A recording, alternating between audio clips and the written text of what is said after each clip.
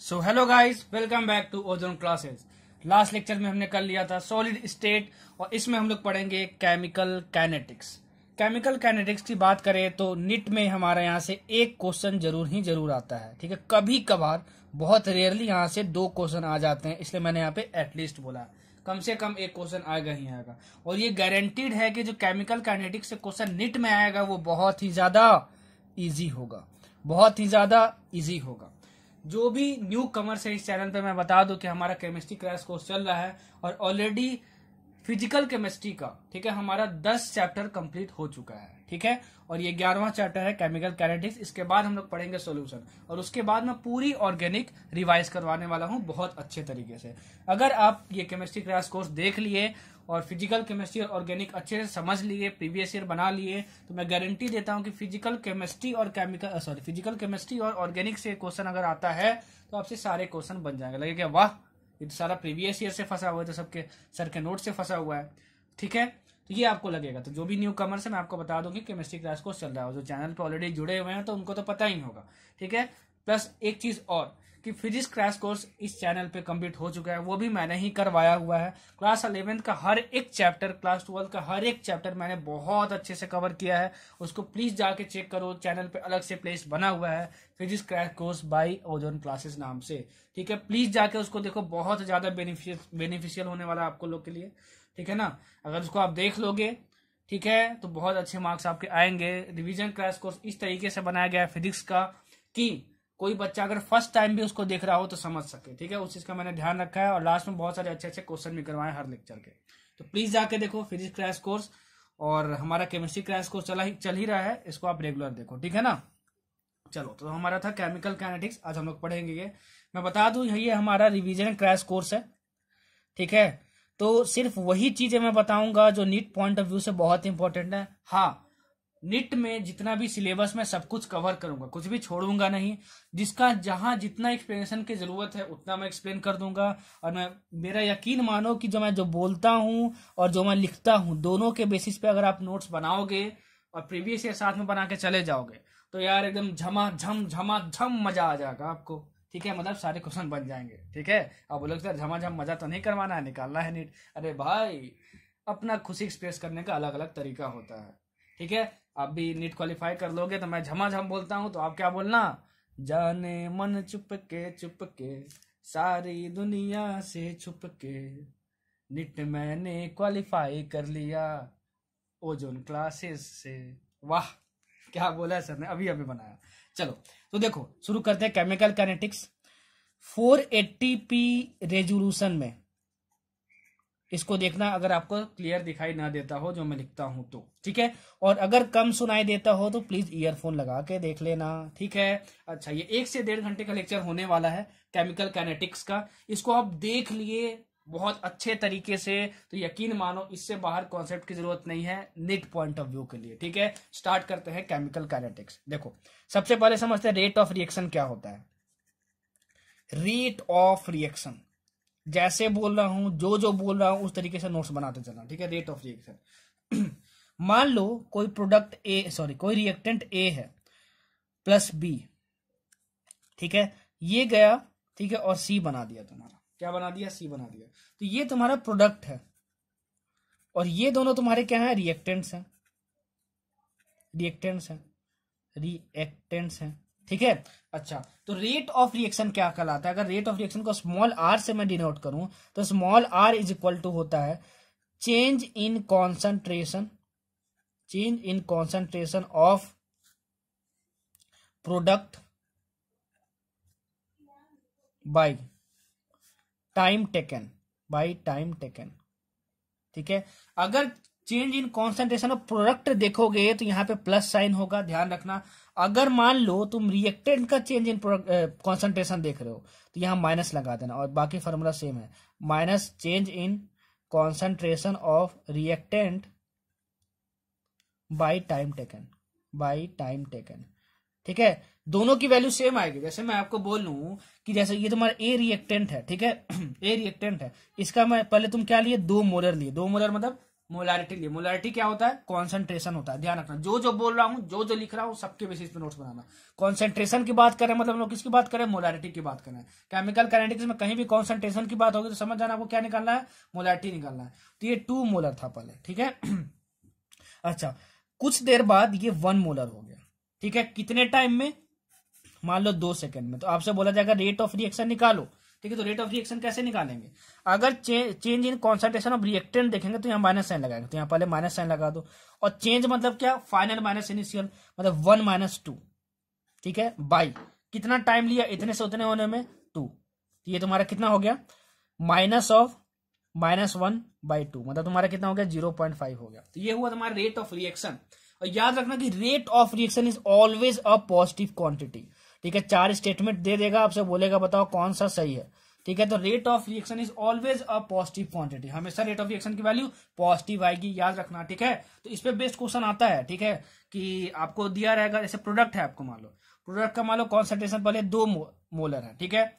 कुछ देर बाद ये मान लो 4 मोलर हो गया। क्या हो गया? 4 मोलर हो गया, ठीक है। इसी रिएक्शन में बात करें दूसरा कंडीशन लेके कि अगर प्रोडक्ट का दिया हो तो, और ये कितने सेकंड में हुआ? 2 सेकंड में हुआ, ठीक है। तो प्रोडक्ट के लिए क्या करते हैं? यहाँ पे प्लस लिखते हैं। तो change in concentration of product क्या लिखेंगे?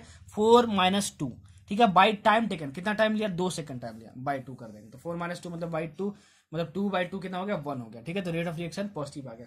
याद रखना कि कभी भी रेट ऑफ रिएक्शन अगर आपका निगेटिव आ रहा है तो समझ जाना कि आप क्वेश्चन में कुछ ना कुछ गलती कर रहे हो, ठीक है। जहां से क्वेश्चन आता है, जैसे क्वेश्चन आता है, जिस तरीके से क्वेश्चन आता है, सब कुछ बताऊंगा, सब कुछ नोट करते जाना, बकैती मत मारना, ठीक है। बकैती मत मारना। और मैं आपको बता दूं, अगर नोट्स आप सेल्फ मेड नोट्स बनाते हो तो बहुत बेस्ट है और सबसे बेस्ट है, क्योंकि आपको खुद से पता होता है कि मैंने क्या लिखा है, क्यों लिखा है और कैसे रिवाइज करना है। लेकिन फिर भी अगर आप बहुत आलसी हो, ठीक है, और आपको नोट्स बनाने का मन नहीं कर रहा है इस टाइम पे, तो मैं एक चैनल का नाम बता रहा हूँ, मिक्की फ्यूचर सर्जन नाम से। क्या? मिक्की फ्यूचर सर्जन नाम से, ठीक है। वो पता नहीं किसका चैनल है, किसी का भी चैनल हो, ठीक है। मतलब मुझे ये लगता है कि मेरा बहुत बड़ा फैन है या फिर फैन है, ठीक है। तो वो क्या करता है कि मैं जितना भी फिजिक्स क्रैश कोर्स करवाया हूँ अपना, जितने भी 11th 12th के चैप्टर्स हैं और केमिस्ट्री क्रैश कोर्स जो मैं करवा रहा हूँ, हर एक चैप्टर को बहुत अच्छे तरीके से लिखता है और बहुत अच्छे नोट्स प्रिपेयर करता है। और अपने चैनल पे मिक्की फ्यूचर सर्जन पे क्या करता है, वो डाल देता है नोट्स बना के, ठीक है। मेरे क्रैश कोर्स से वो नोट्स बनाता है और अपने वीडियो, मतलब उसका वीडियो बना के, ठीक है, और क्या डाल देता है, नोट्स को अपने चैनल पे डाल देता है। तो प्लीज जाके उस चैनल को चेक कीजिए, मिक्की फ्यूचर सर्जन नाम है उसका, ठीक है। बहुत अच्छे नोट्स होते हैं, मैंने पर्सनली भी चेक किया है, ठीक है। आप वहां पे उनके मेरे जो नोट्स हैं, मतलब ये लेक्चर के, आप रिफर कर सकते हो चाहो तो। लेकिन फिर भी मैं आपको यही बोलूंगा, self made notes are the best notes, ठीक है। किसी और के नोट्स पढ़ोगे तो उतना फायदेमंद नहीं होता है, ठीक है। मैं जो बोल रहा हूँ उसके बेसिस पे खुद के नोट्स बनाओ, ठीक है। वो सबसे ज्यादा बेस्ट होता है, उससे सबसे ज्यादा क्लियरेंस भी आती है, ठीक है। लेकिन फिर भी बहुत ज्यादा आलसी हो तो मैंने बता दिया, जाके चैनल पे चेक करो, मिक्की फ्यूचर सर्जन नाम है, ठीक है। मेरे ही लेक्चर के सारे नोट्स उसने बना के वीडियो फॉर्मेट में डाले हुए हैं। चलो, ये था आपका रेट ऑफ रिएक्शन। अब देखो, बढ़ते हैं आगे। देखो, ये जो रेट ऑफ रिएक्शन है ना, बेसिकली ये एवरेज रेट ऑफ रिएक्शन होता है। मतलब आपसे एवरेज रेट ऑफ रिएक्शन पूछे या रेट ऑफ रिएक्शन बोले और कॉन्सेंट्रेशन दिया हो, ठीक है, तो रेट ऑफ रिएक्शन का फॉर्मूला ये लगा देते हैं, ठीक है ना। अच्छा, ठीक है। एक होता है इंस्टैंटेनियस रेट ऑफ रिएक्शन। वो क्या होता है? The rate of reaction at any particular instant during the course of reaction is called instantaneous rate of reaction. जैसे मान लो तुम्हारा कोई रिएक्शन है, ये तुम्हारा प्रोडक्ट, सॉरी, ये तुम्हारा रिएक्टेंट है, that goes to some product B, ठीक है। और तुमको बोला जा रहा है कि बताओ इंस्टैंटेनियस रेट ऑफ रिएक्शन क्या होगा। तो इंस्टैंटेनियस रेट ऑफ रिएक्शन को कैसे डिनोट करते हैं, बस वो आपको आना चाहिए, ठीक है। अच्छा, सर ने बताया था कि dx मतलब क्या होता है?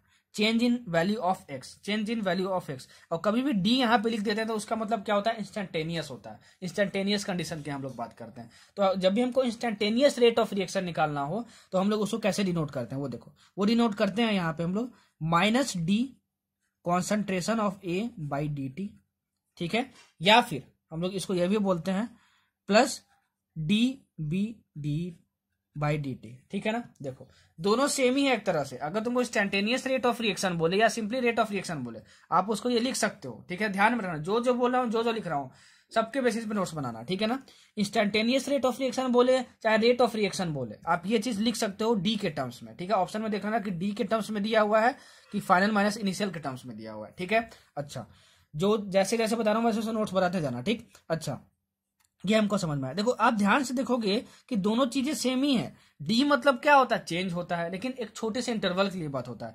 और ये ए और ब्रैकेट मतलब क्या होता है, सर ने बताया था केमिकल इक्विलिब्रियम में कि कॉन्सेंट्रेशन होता है in moles per litre, that is molarity होता है। तो ये भी तो वही है ना कि अगर तुम रिएक्टेंट्स के लिए लिख रहे हो तो पहले माइनस साइन लगा दिए, देखो माइनस साइन लगा दी, ये रिएक्टेंट्स के लिए, ये प्रोडक्ट के लिए लिखा हूं और ये रिएक्टेंट्स के लिए लिखा हूं, ठीक है ना। यहाँ माइनस साइन लगा दी और change in concentration of reactant लिखे by time taken dt is equal to plus लगा दिए, यहाँ पे प्रोडक्ट के लिए लिख रहा हूं बी के लिए, change in concentration of B by time taken, ठीक है। दोनों की वैल्यू सेम आएगी, ठीक है, दोनों की वैल्यू सेम आएगी, ठीक है, दोनों की वैल्यू सेम आएगी। तो इसको आप ये लिख सकते हो इंस्टेंटेनियस रेट ऑफ रिएक्शन को। समझ में आया? अच्छा आगे बढ़ते हैं। अगर मान लो तुम्हारा कोई पार्टिकुलर इक्वेशन है, मान लो m1a प्लस m2b, ठीक है, गिव्स n1p प्लस n2q। यहां पे तुम्हारा जो m1 है और m2 है और n1 है और n2 है, वो क्या है तुम्हारा, वो क्या है तुम्हारा stoichiometric coefficient of a b p and q। A B क्या है तुम्हारा रिएक्टेंट्स है, p और q क्या है तुम्हारा प्रोडक्ट्स है, ठीक है। तो इसके लिए हम लोग रेट ऑफ रिएक्शन क्या लिखेंगे, ध्यान रखना, इसको लिखने आना चाहिए। यहां से बहुत सारे क्वेश्चन आते हैं, फिर से बोल रहा हूं बहुत सारे क्वेश्चन आते हैं। रेट ऑफ रिएक्शन आपको बोलेगा, कोई इक्वेशन दे रहेगा, बोलेगा रेट ऑफ रिएक्शन का एक्सप्रेशन लिखो, तो देखो कितना होता है। इसका स्टैइक्योमेट्रिक कोफिशिएंट कितना है, m1 है, तो पहले 1/m1 लिख देना, ठीक है ना। क्या लिख देना, 1/m1 लिख देना। और तुम ये रिएक्टेंट्स के लिए लिख रहे हो तो याद रखना रिएक्टेंट्स के लिए रेट ऑफ रिएक्शन लिखते हैं तो यहाँ माइनस साइन लगाया जाता है, तो माइनस लिख दिए, ठीक है। और change in concentration of this by dt, ठीक है, समझ में आया। ये किसके इक्वल होगा, ये इक्वल होगा 1/m2, ठीक है, 1/m2 और change in concentration of B by d t. और ये सर आप यहाँ माइनस साइन नहीं लगाए, यहां तो ये रिएक्टेंट है। मैं बोलूंगा वाह भाई वाह, अब सच में मेरे रेगुलर स्टूडेंट हो, ठीक है। हाँ यहाँ माइनस साइन होगा, ठीक है।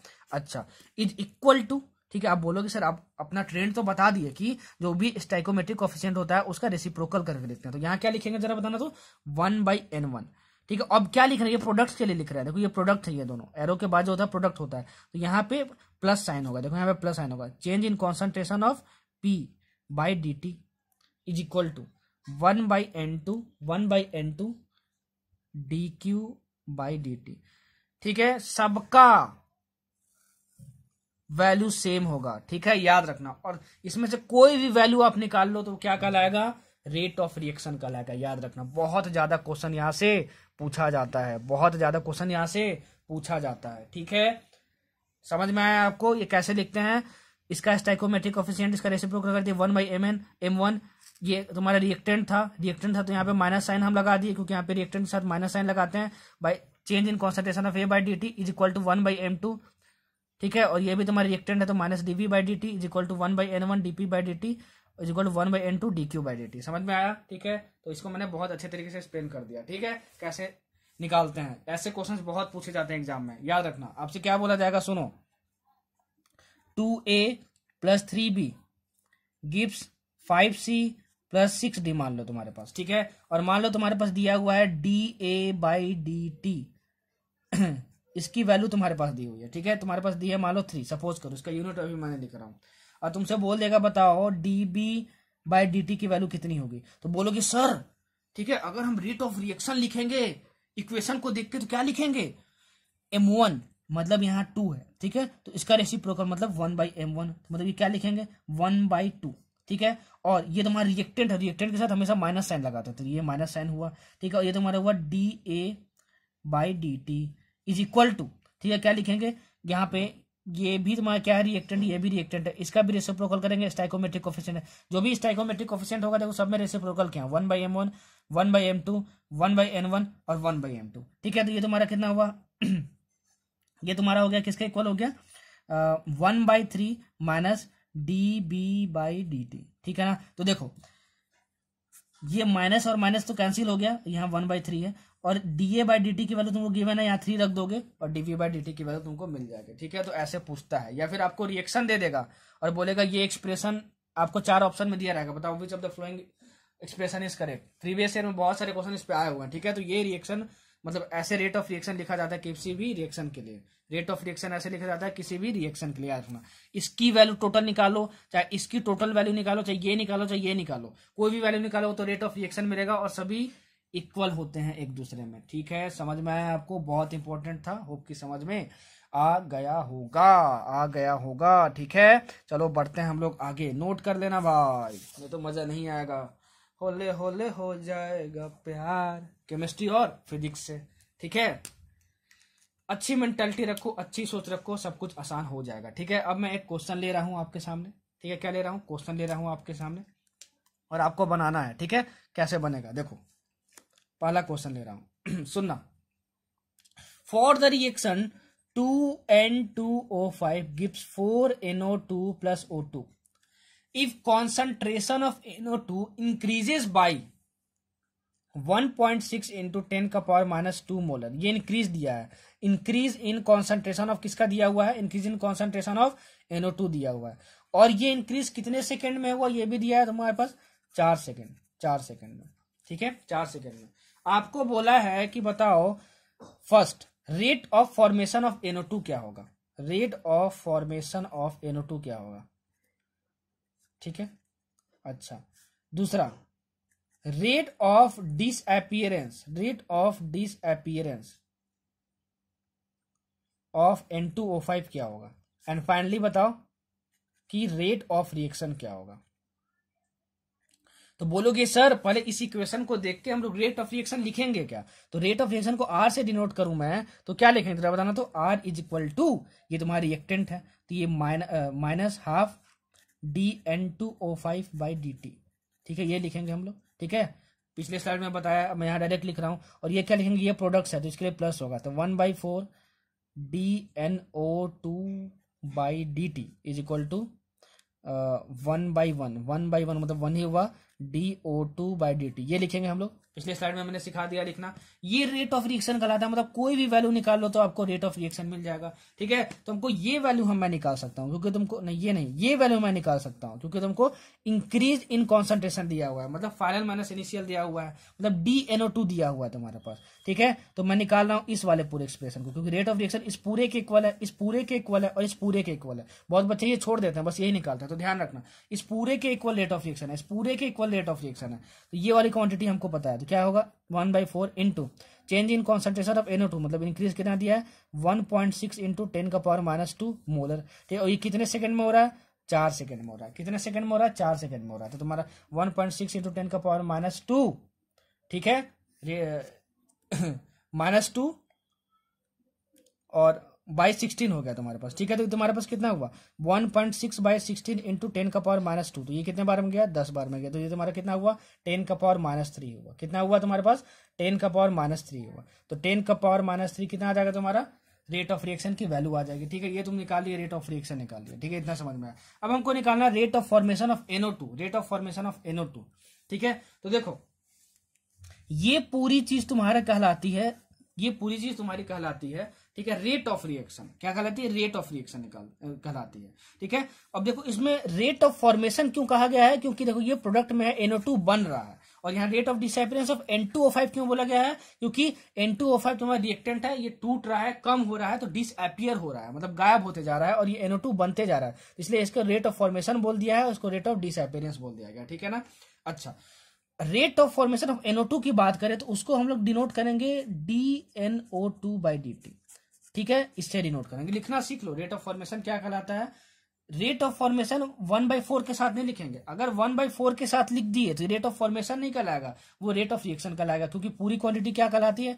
रेट ऑफ रिएक्शन कहलाती है, सर ने बताया। ठीक है, अच्छा हमको ये समझ में आया। ओह चलो, तो हमको ये निकालना है DNO2 by dt, DNO2 by dt निकालना है हमको। ठीक है, तो रेट ऑफ रिएक्शन हमको मिल जाएगा कितना 10 का पावर -3 इज इक्वल टू, ये किसके इक्वल होगा? इसके इक्वल भी होगा। ठीक है, क्योंकि सारे आपस में इक्वल है, तो ये 1/4 DNO2 बाई dt। ठीक है, तो बस यहाँ 4 से मल्टीप्लाई कर दो इधर, तो ये तुम्हारा DNO2 by dt is equal to कितना हो गया 4 इंटू 10 का पावर -3 हो गया। कितना हो गया? 4 इंटू 10 का पावर -3 हो गया। समझ में आया? तो rate of formation of NO2 मिल गया। अब rate of disappearance of N2O5 कैसे निकालेंगे? रेट ऑफ डिसअपीयरेंस मतलब क्या होता है?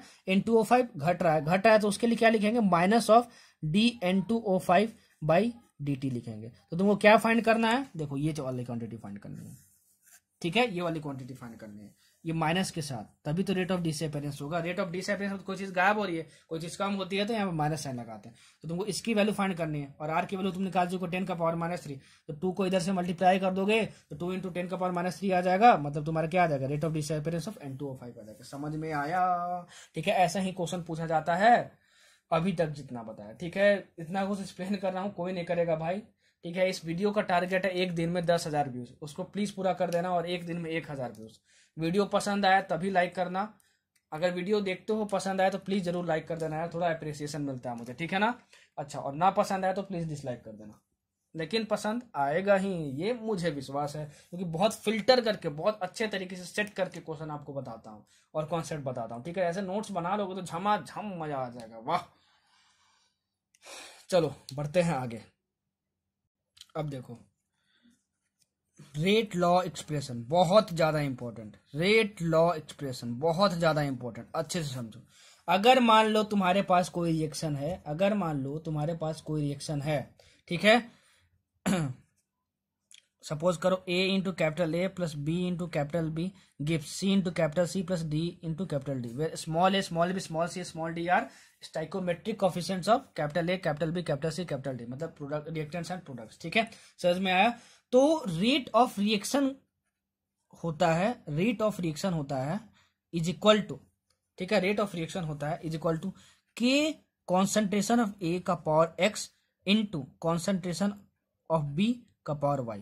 ठीक है, जितना भी तुम्हारा कॉन्सेंट्रेशन है, सॉरी जितना भी तुम्हारे रिएक्टेंट्स हैं, उसका पावर कुछ x और y। याद रखना, बहुत सारे बच्चे ये गलती करते हैं कि इसका जो स्टाइकोमेट्रिक कोफिशिएंट होता है, ठीक है, उसी का पावर यहाँ पे लगा देते हैं, वो गलत है, वो गलत है। रेट लॉ एक्सप्रेशन लिखते समय, ठीक है, रेट ऑफ रिएक्शन लिखते समय, ठीक है, रेट ऑफ रिएक्शन निकालने का दूसरा तरीका भी होता है, जब कॉन्सेंट्रेशन ना दिया हो तो, ठीक है ना। एक तो ये तरीका होता था, कॉन्सेंट्रेशन भी दिया हो, इतने टाइम में चेंज हो रहा है वो दिया हो तो रेट ऑफ रिएक्शन निकाल लेते थे, ठीक है, यहाँ से। अब यहाँ ये नहीं दिया हुआ है, टाइम के बारे में कुछ नहीं दिया कि कितने टाइम में चेंज हो रहा है कितना नहीं हो रहा है, तो रेट ऑफ रिएक्शन कैसे निकालते हैं? Rate of reaction equal to K into concentration of A का power x into B of concentration उसका पावर y।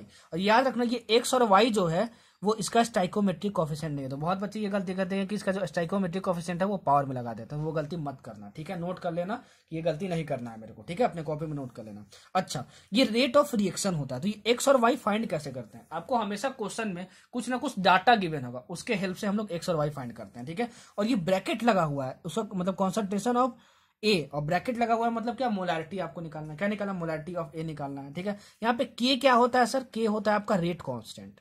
क्या होता है तुम्हारा? Rate constant. क्या होता है? Rate constant. रेट कांस्टेंट का दूसरा नाम भी है स्पेसिफिक रिएक्शन रेट, ठीक है, लेकिन ये ज्यादातर यूज होता है 99% केसेस में तुमको के तुमको क्या बोलते हैं, के को रेट कांस्टेंट बोलते हैं, ठीक है, और उसको स्पेसिफिक रिएक्शन रेट भी बोलते हैं, लेकिन बहुत कम जगह यूज किया जाता है, ठीक है। मैंने बता दिया, पूछ दिया तो घबराना मत, पूछ दिया तो घबराना मत, ठीक है, पूछ दिया तो घबराना मत, ठीक है। अब देखो यहां से कुछ चीजें, इस पर मैं क्वेश्चन करवाऊंगा, ठीक है ना। कुछ चीजें देखो, ये जो के की वैल्यू है ना, रेट कांस्टेंट की वैल्यू है, ठीक है, वो डिपेंड नहीं करती कॉन्सेंट्रेशन ऑफ रिएक्टेंट्स पे, नोट कर लेना। कॉन्सेंट्रेशन ऑफ रिएक्टेंट्स पे वो डिपेंड नहीं करती है, नहीं करती है। तो किस पे डिपेंड करती है? टेम्परेचर पे डिपेंड करती है एंड कैटलिस्ट पे डिपेंड करती है। और टेम्परेचर पे डिपेंड करती है और कैटलिस्ट पे डिपेंड करती है, तो कैसे करती है वो आगे जाके हम लोग पढ़ेंगे, ठीक है। तो कॉन्सेंट्रेशन ऑफ रिएक्टेंट्स पे डिपेंड नहीं करता, टेम्परेचर पे करता है, कैटलिस्ट पे करता है, रेट कांस्टेंट की वैल्यू। इसको नोट कर लेना, बहुत बार पूछा जा चुका है कि बताओ कॉन्सेंट्रेशन ऑफ रिएक्टेंट पे डिपेंड करता है कि नहीं। ऑप्शन में रहेगा कि किस पे डिपेंड नहीं करता है, रेट कांस्टेंट, तो कॉन्सेंट्रेशन ऑफ रिएक्टेंट पे टिक मारना होगा, ठीक है। अच्छा, अब यहां से क्या क्या हमको डाटा और मिल सकता है, देखो सुनना ध्यान से। इससे पूछता है इस एक्सप्रेशन से कि बताओ कि ऑर्डर ऑफ रिएक्शन क्या है, ऑर्डर ऑफ रिएक्शन क्या है। देखो आप ध्यान देना कि ये जो ए और बी है वो रिएक्टेंट्स मैंने लिखा है, रिएक्टेंट्स का पावर एक्स और वाई लिखा हुआ है, ठीक है। यहाँ पे प्रोडक्ट्स नहीं लिया है, तो प्रोडक्ट्स मत लिख देना, ठीक है, सिर्फ रिएक्टेंट्स लिखना है। अगर आपको कभी भी ये क्या है, रेट लॉ एक्सप्रेशन गिवन है, ठीक है, तुमको ये रेट लॉ एक्सप्रेशन होता है, ठीक है ना, रेट लॉ एक्सप्रेशन तुमको गिवन है और तुमसे order of reaction with respect to concentration of A पूछे, ठीक है ना, तो इसका जो भी पावर होगा आप वो बोल दोगे एक्स, ठीक है। अगर आपको बोले वही कि ऑर्डर ऑफ रिएक्शन ठीक है, विद रिस्पेक्ट टू बी बताओ। ठीक है, तो बोलोगे सर ए के रिस्पेक्ट में बताना था तो उसका पावर देख लिए, बी के रिस्पेक्ट में बताएंगे तो उसका पावर देख लेंगे, मतलब क्या होगा तुम्हारा वाई होगा। ठीक है ना। अगर तुमसे ये बोले कि ओवरऑल ऑर्डर ऑफ रिएक्शन क्या होगा, ओवरऑल ऑर्डर ऑफ रिएक्शन क्या होगा, ओवरऑल ऑर्डर ऑफ रिएक्शन बोले या सिंपली बोल दे ऑर्डर ऑफ रिएक्शन क्या होगा, तो आप क्या करोगे, इसका जितना पावर है और इसका जितना पावर है उन दोनों को ऐड कर दोगे तो आपको ओवरऑल ऑर्डर ऑफ रिएक्शन मिल जाएगा, that is x plus y. तो इतनी चीजें हम लोग निकाल सकते हैं यहां से। ठीक है, अच्छा, तो रेट लॉ एक्सप्रेशन आपका क्या है, rate law expression is the expression in which rate of reaction is given in terms of molar concentration of reactants. ठीक है, with each term raise to some power. ठीक है, समझ में आया तुमको, तो ये रेट लॉ एक्सप्रेशन तो आपको लिखने आना चाहिए। ठीक, अच्छा, अब ऑर्डर फ्रिक्शन कैसे निकालते हैं मैंने बता दिया तुमको। ठीक, ऑर्डर फ्रिक्शन कैसे निकालते हैं, चलो ये हमको समझ में आया। अब यहाँ पे ऑर्डर ऑफ रिएक्शन के बारे में कुछ और चीजें नोट कर लो कि ऑर्डर ऑफ रिएक्शन जो है वो एक एक्सपेरिमेंटल क्वांटिटी है। क्या है, एक्सपेरिमेंटल क्वांटिटी। एक्सपेरिमेंट करके ही हम लोग पता कर सकते हैं, एक्सपेरिमेंट करके कुछ डाटा निकालते हैं। ठीक है, वो डाटा से हम लोग पता कर सकते हैं कि ऑर्डर ऑफ रिएक्शन क्या है। ये जो ऑर्डर ऑफ रिएक्शन है वो 0 भी हो सकता है, पॉजिटिव भी हो सकता है, ठीक है, निगेटिव भी हो सकता है और फ्रैक्शन भी हो सकता है। ठीक है, याद कर लेना, बहुत बहुत बहुत बहुत इंपॉर्टेंट पूछा जाता है कि बताओ ऑर्डर ऑफ रिएक्शन फ्रैक्शन हो सकता है कि नहीं, तो आप बोलोगे हो सकता है। ऑप्शन में 4 ऑप्शन दिया रहेगा, order of reaction is experimental quantity, order of reaction can not be 0। ठीक है, तो उसमें जो होगा बोलेगा क्या कि कौन सा ऑप्शन जो है वो इनकरेक्ट है, तो आप बोलोगे order of reaction can not be 0, ये गलत है, ऑर्डर ऑफ रिएक्शन 0 हो सकता है। ठीक है, समझ में आया। ठीक, चलो अब बढ़ते हैं आगे। इस पे एक क्वेश्चन आपको बना कर दिखाता हूं। ठीक है ना, आपको मान लो क्वेश्चन में गिवन है कि रेट लॉ एक्सप्रेशन आपके पास है, रेट लॉ एक्सप्रेशन, तो आपको दिया हुआ है rate of reaction is equal to K concentration of A का पावर 1/2 कॉन्सेंट्रेशन ऑफ बी का पावर 3/2। आपसे क्या पूछा है, पहला question order of reaction with respect to A. ठीक है, तो मैं बोलूंगा with respect to A find करना है तो इसका पावर देख लो, तो कितना हो जाएगा 1/2 हो जाएगा। दूसरा क्वेश्चन क्या पूछा है, order of reaction with respect to B, तो क्या होगा, इसका पावर 3/2 हो जाएगा। और आपसे बोला जाएगा सिर्फ ऑर्डर ऑफ रिएक्शन या फिर बोलेगा ओवरऑल ऑर्डर ऑफ रिएक्शन, तो इसका पावर और इसका पावर ऐड कर दो, तो 1/2 प्लस 3/2 तुम्हारा कितना हो गया 4/2, दैट इज इक्वल टू 2। ठीक है, तो ऑर्डर ऑफ रिएक्शन हम लोग ऐसे फाइंड करते हैं। समझ में आया आपको, तो ये ध्यान रखना कि order of reaction with respect to A पूछा है कि बी पूछा है कि ओवरऑल ऑर्डर पूछा है। बहुत बार पूछा रहता है order of reaction with respect to A, बच्चे अच्छे से क्वेश्चन नहीं पढ़ते हैं और ओवरऑल ऑर्डर फाइंड कर लेते हैं और टिक मार देते हैं और वो ऑप्शन में होता है। ठीक है, तो ध्यान रखना कि पूछा क्या जा रहा है, उस चीज का ध्यान रखना, बहुत ज्यादा इंपॉर्टेंट है। ठीक है, अच्छा, तो ये हुआ आपके ऑर्डर के बारे में। अब देखो मॉलिक्यूलरिटी क्या होता है, मॉलिक्यूलरिटी क्या होता है, पेन को क्या हो गया, मॉलिक्यूलरिटी ऑफ रिएक्शन, लग रहा है पेन गया। मॉलिक्यूलरिटी ऑफ रिएक्शन बहुत इंपॉर्टेंट है, ये भी यहां से भी बहुत सारे क्वेश्चन आते हैं। ठीक है, सब पे क्वेश्चन करवाऊंगा, घबराना नहीं। ठीक है, जितना इंपॉर्टेंट है भले आपका रिवीजन लिख जाए, लेकिन जितना इंपॉर्टेंट है सब कुछ समझाऊंगा आपको। ठीक है, कुछ भी छोड़ूंगा नहीं। देखो मॉलिक्यूलरिटी ऑफ रिएक्शन समझने से पहले एक और चीज समझ लो। ठीक है, कि एलिमेंट्री रिएक्शन क्या होता है, एलिमेंट्री रिएक्शन क्या होता है। ठीक है, सुनना, एलिमेंट्री रिएक्शन का डिफिनेशन पहले लिख लो, those reaction which completes in single steps and which have exponents in rate law equal to stoichiometric coefficients of the reactants is called an elementary reaction, is called an elementary reaction। ठीक है, लिख लो इस चीज को। ठीक है, लिख लो इस चीज को। चलो, तो अगर आप इसको लिख लेते हो, जो मैं डिफिनेशन बोल दिया उसको अच्छे से पढ़ो, एक स्टेप में कंप्लीट होना चाहिए। जैसे मान लो तुम्हारे पास a plus B give some products, ठीक है, कुछ दे रहा है, मान लो ये 2a है और ये तुम्हारे पास 3b है। ठीक है, अगर मैं बोल दूं कि क्वेश्चन में गिवन हो, मान लो कि ये एलिमेंट्री रिएक्शन है, अगर क्वेश्चन में गिवन है कि ये एलिमेंट्री रिएक्शन है, तो इसका मतलब कि हम लोग अगर रेट लॉ एक्सप्रेशन लिखेंगे ना, तो rate of reaction is equal to क्या लिखते हैं, के इंटू ए का पावर एक्स और बी का पावर वाई। ठीक है ना, बी का पावर वाई, तो ये एक्स और वाई इसका स्टाइकोमेट्रिक कोफिशिएंट नहीं होता है, ध्यान रखना, सर ने बताया था। ठीक है, लेकिन अगर क्वेश्चन में बोल दे कि ये रिएक्शन एलिमेंट्री रिएक्शन है, तो इसका जो पावर है वो स्टाइकोमेट्रिक कोफिशिएंट हो जाता है, मतलब ये आपका स्पेशल केस बन गया। मतलब इस केस में आप के कॉन्सेंट्रेशन ऑफ ए का अपॉन इसका स्टाइकोमेट्रिक कोएफिशिएंट कितना 2 लिख सकते हो, बी और ये क्यूब लिख सकते हो। ठीक है, समझ में आया। तो ये ध्यान रखना कि स्पेशल केस है अगर आपका कि एक्स और वाई इसका स्टाइकोमेट्रिक कोएफिशिएंट नहीं होता है रेट लॉ एक्सप्रेशन में, लेकिन अगर मान लो वो एलिमेंट्री रिएक्शन है तो जो भी स्टाइकोमेट्रिक कोएफिशिएंट होगा वही पावर में होगा। समझ में आया, समझ में आया। चलो अब देखो मॉलिक्यूलरिटी ऑफ रिएक्शन क्या होता है। देखो मॉलिक्यूलरिटी ऑफ रिएक्शन जो होता है वो एलिमेंट्री रिएक्शन के लिए ही डिफाइंड होता है। किसके लिए होता है? एलिमेंट्री रिएक्शन के लिए डिफाइंड होता है। और वो होता है तुम्हारा the number of reacting species, the number of reacting species taking part in an elementary reaction. ठीक है, is called molecularity of a reaction, is called molecularity of a reaction. जैसे इसके कितने मॉलिक्यूल्स और कितने मॉलिक्यूल्स हैं, देखो ये 2 है और ये 3 है, मतलब इसका मॉलिक्यूलरिटी कितना हुआ? 5 हुआ।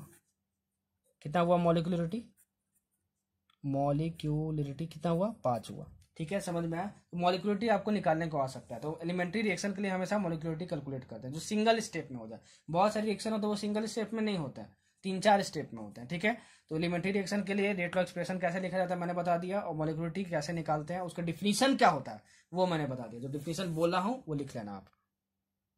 ठीक है, समझ में आया आपको? अच्छा, अब देखो इसकी मॉलिक्यूलरिटी तो 5 हो गई आपकी। ठीक है, अगर आपको ये मान लो एलिमेंट्री रिएक्शन है तो ठीक है, लेकिन जो मॉलिक्यूलरिटी होती है ना, मॉलिक्यूलरिटी जब 3 होती है तो वही बहुत ही रेयर होती है। मतलब मैं आपको बोल लूं the probability that more than 3 molecules can collide simultaneously is very low. देखो अब ये सर आप ये क्या बोल दिए, देखो कोई भी अगर रिएक्टेंट्स प्रोडक्ट्स बना रहे हैं तो उनको आपस में कोलाइड करना होता है।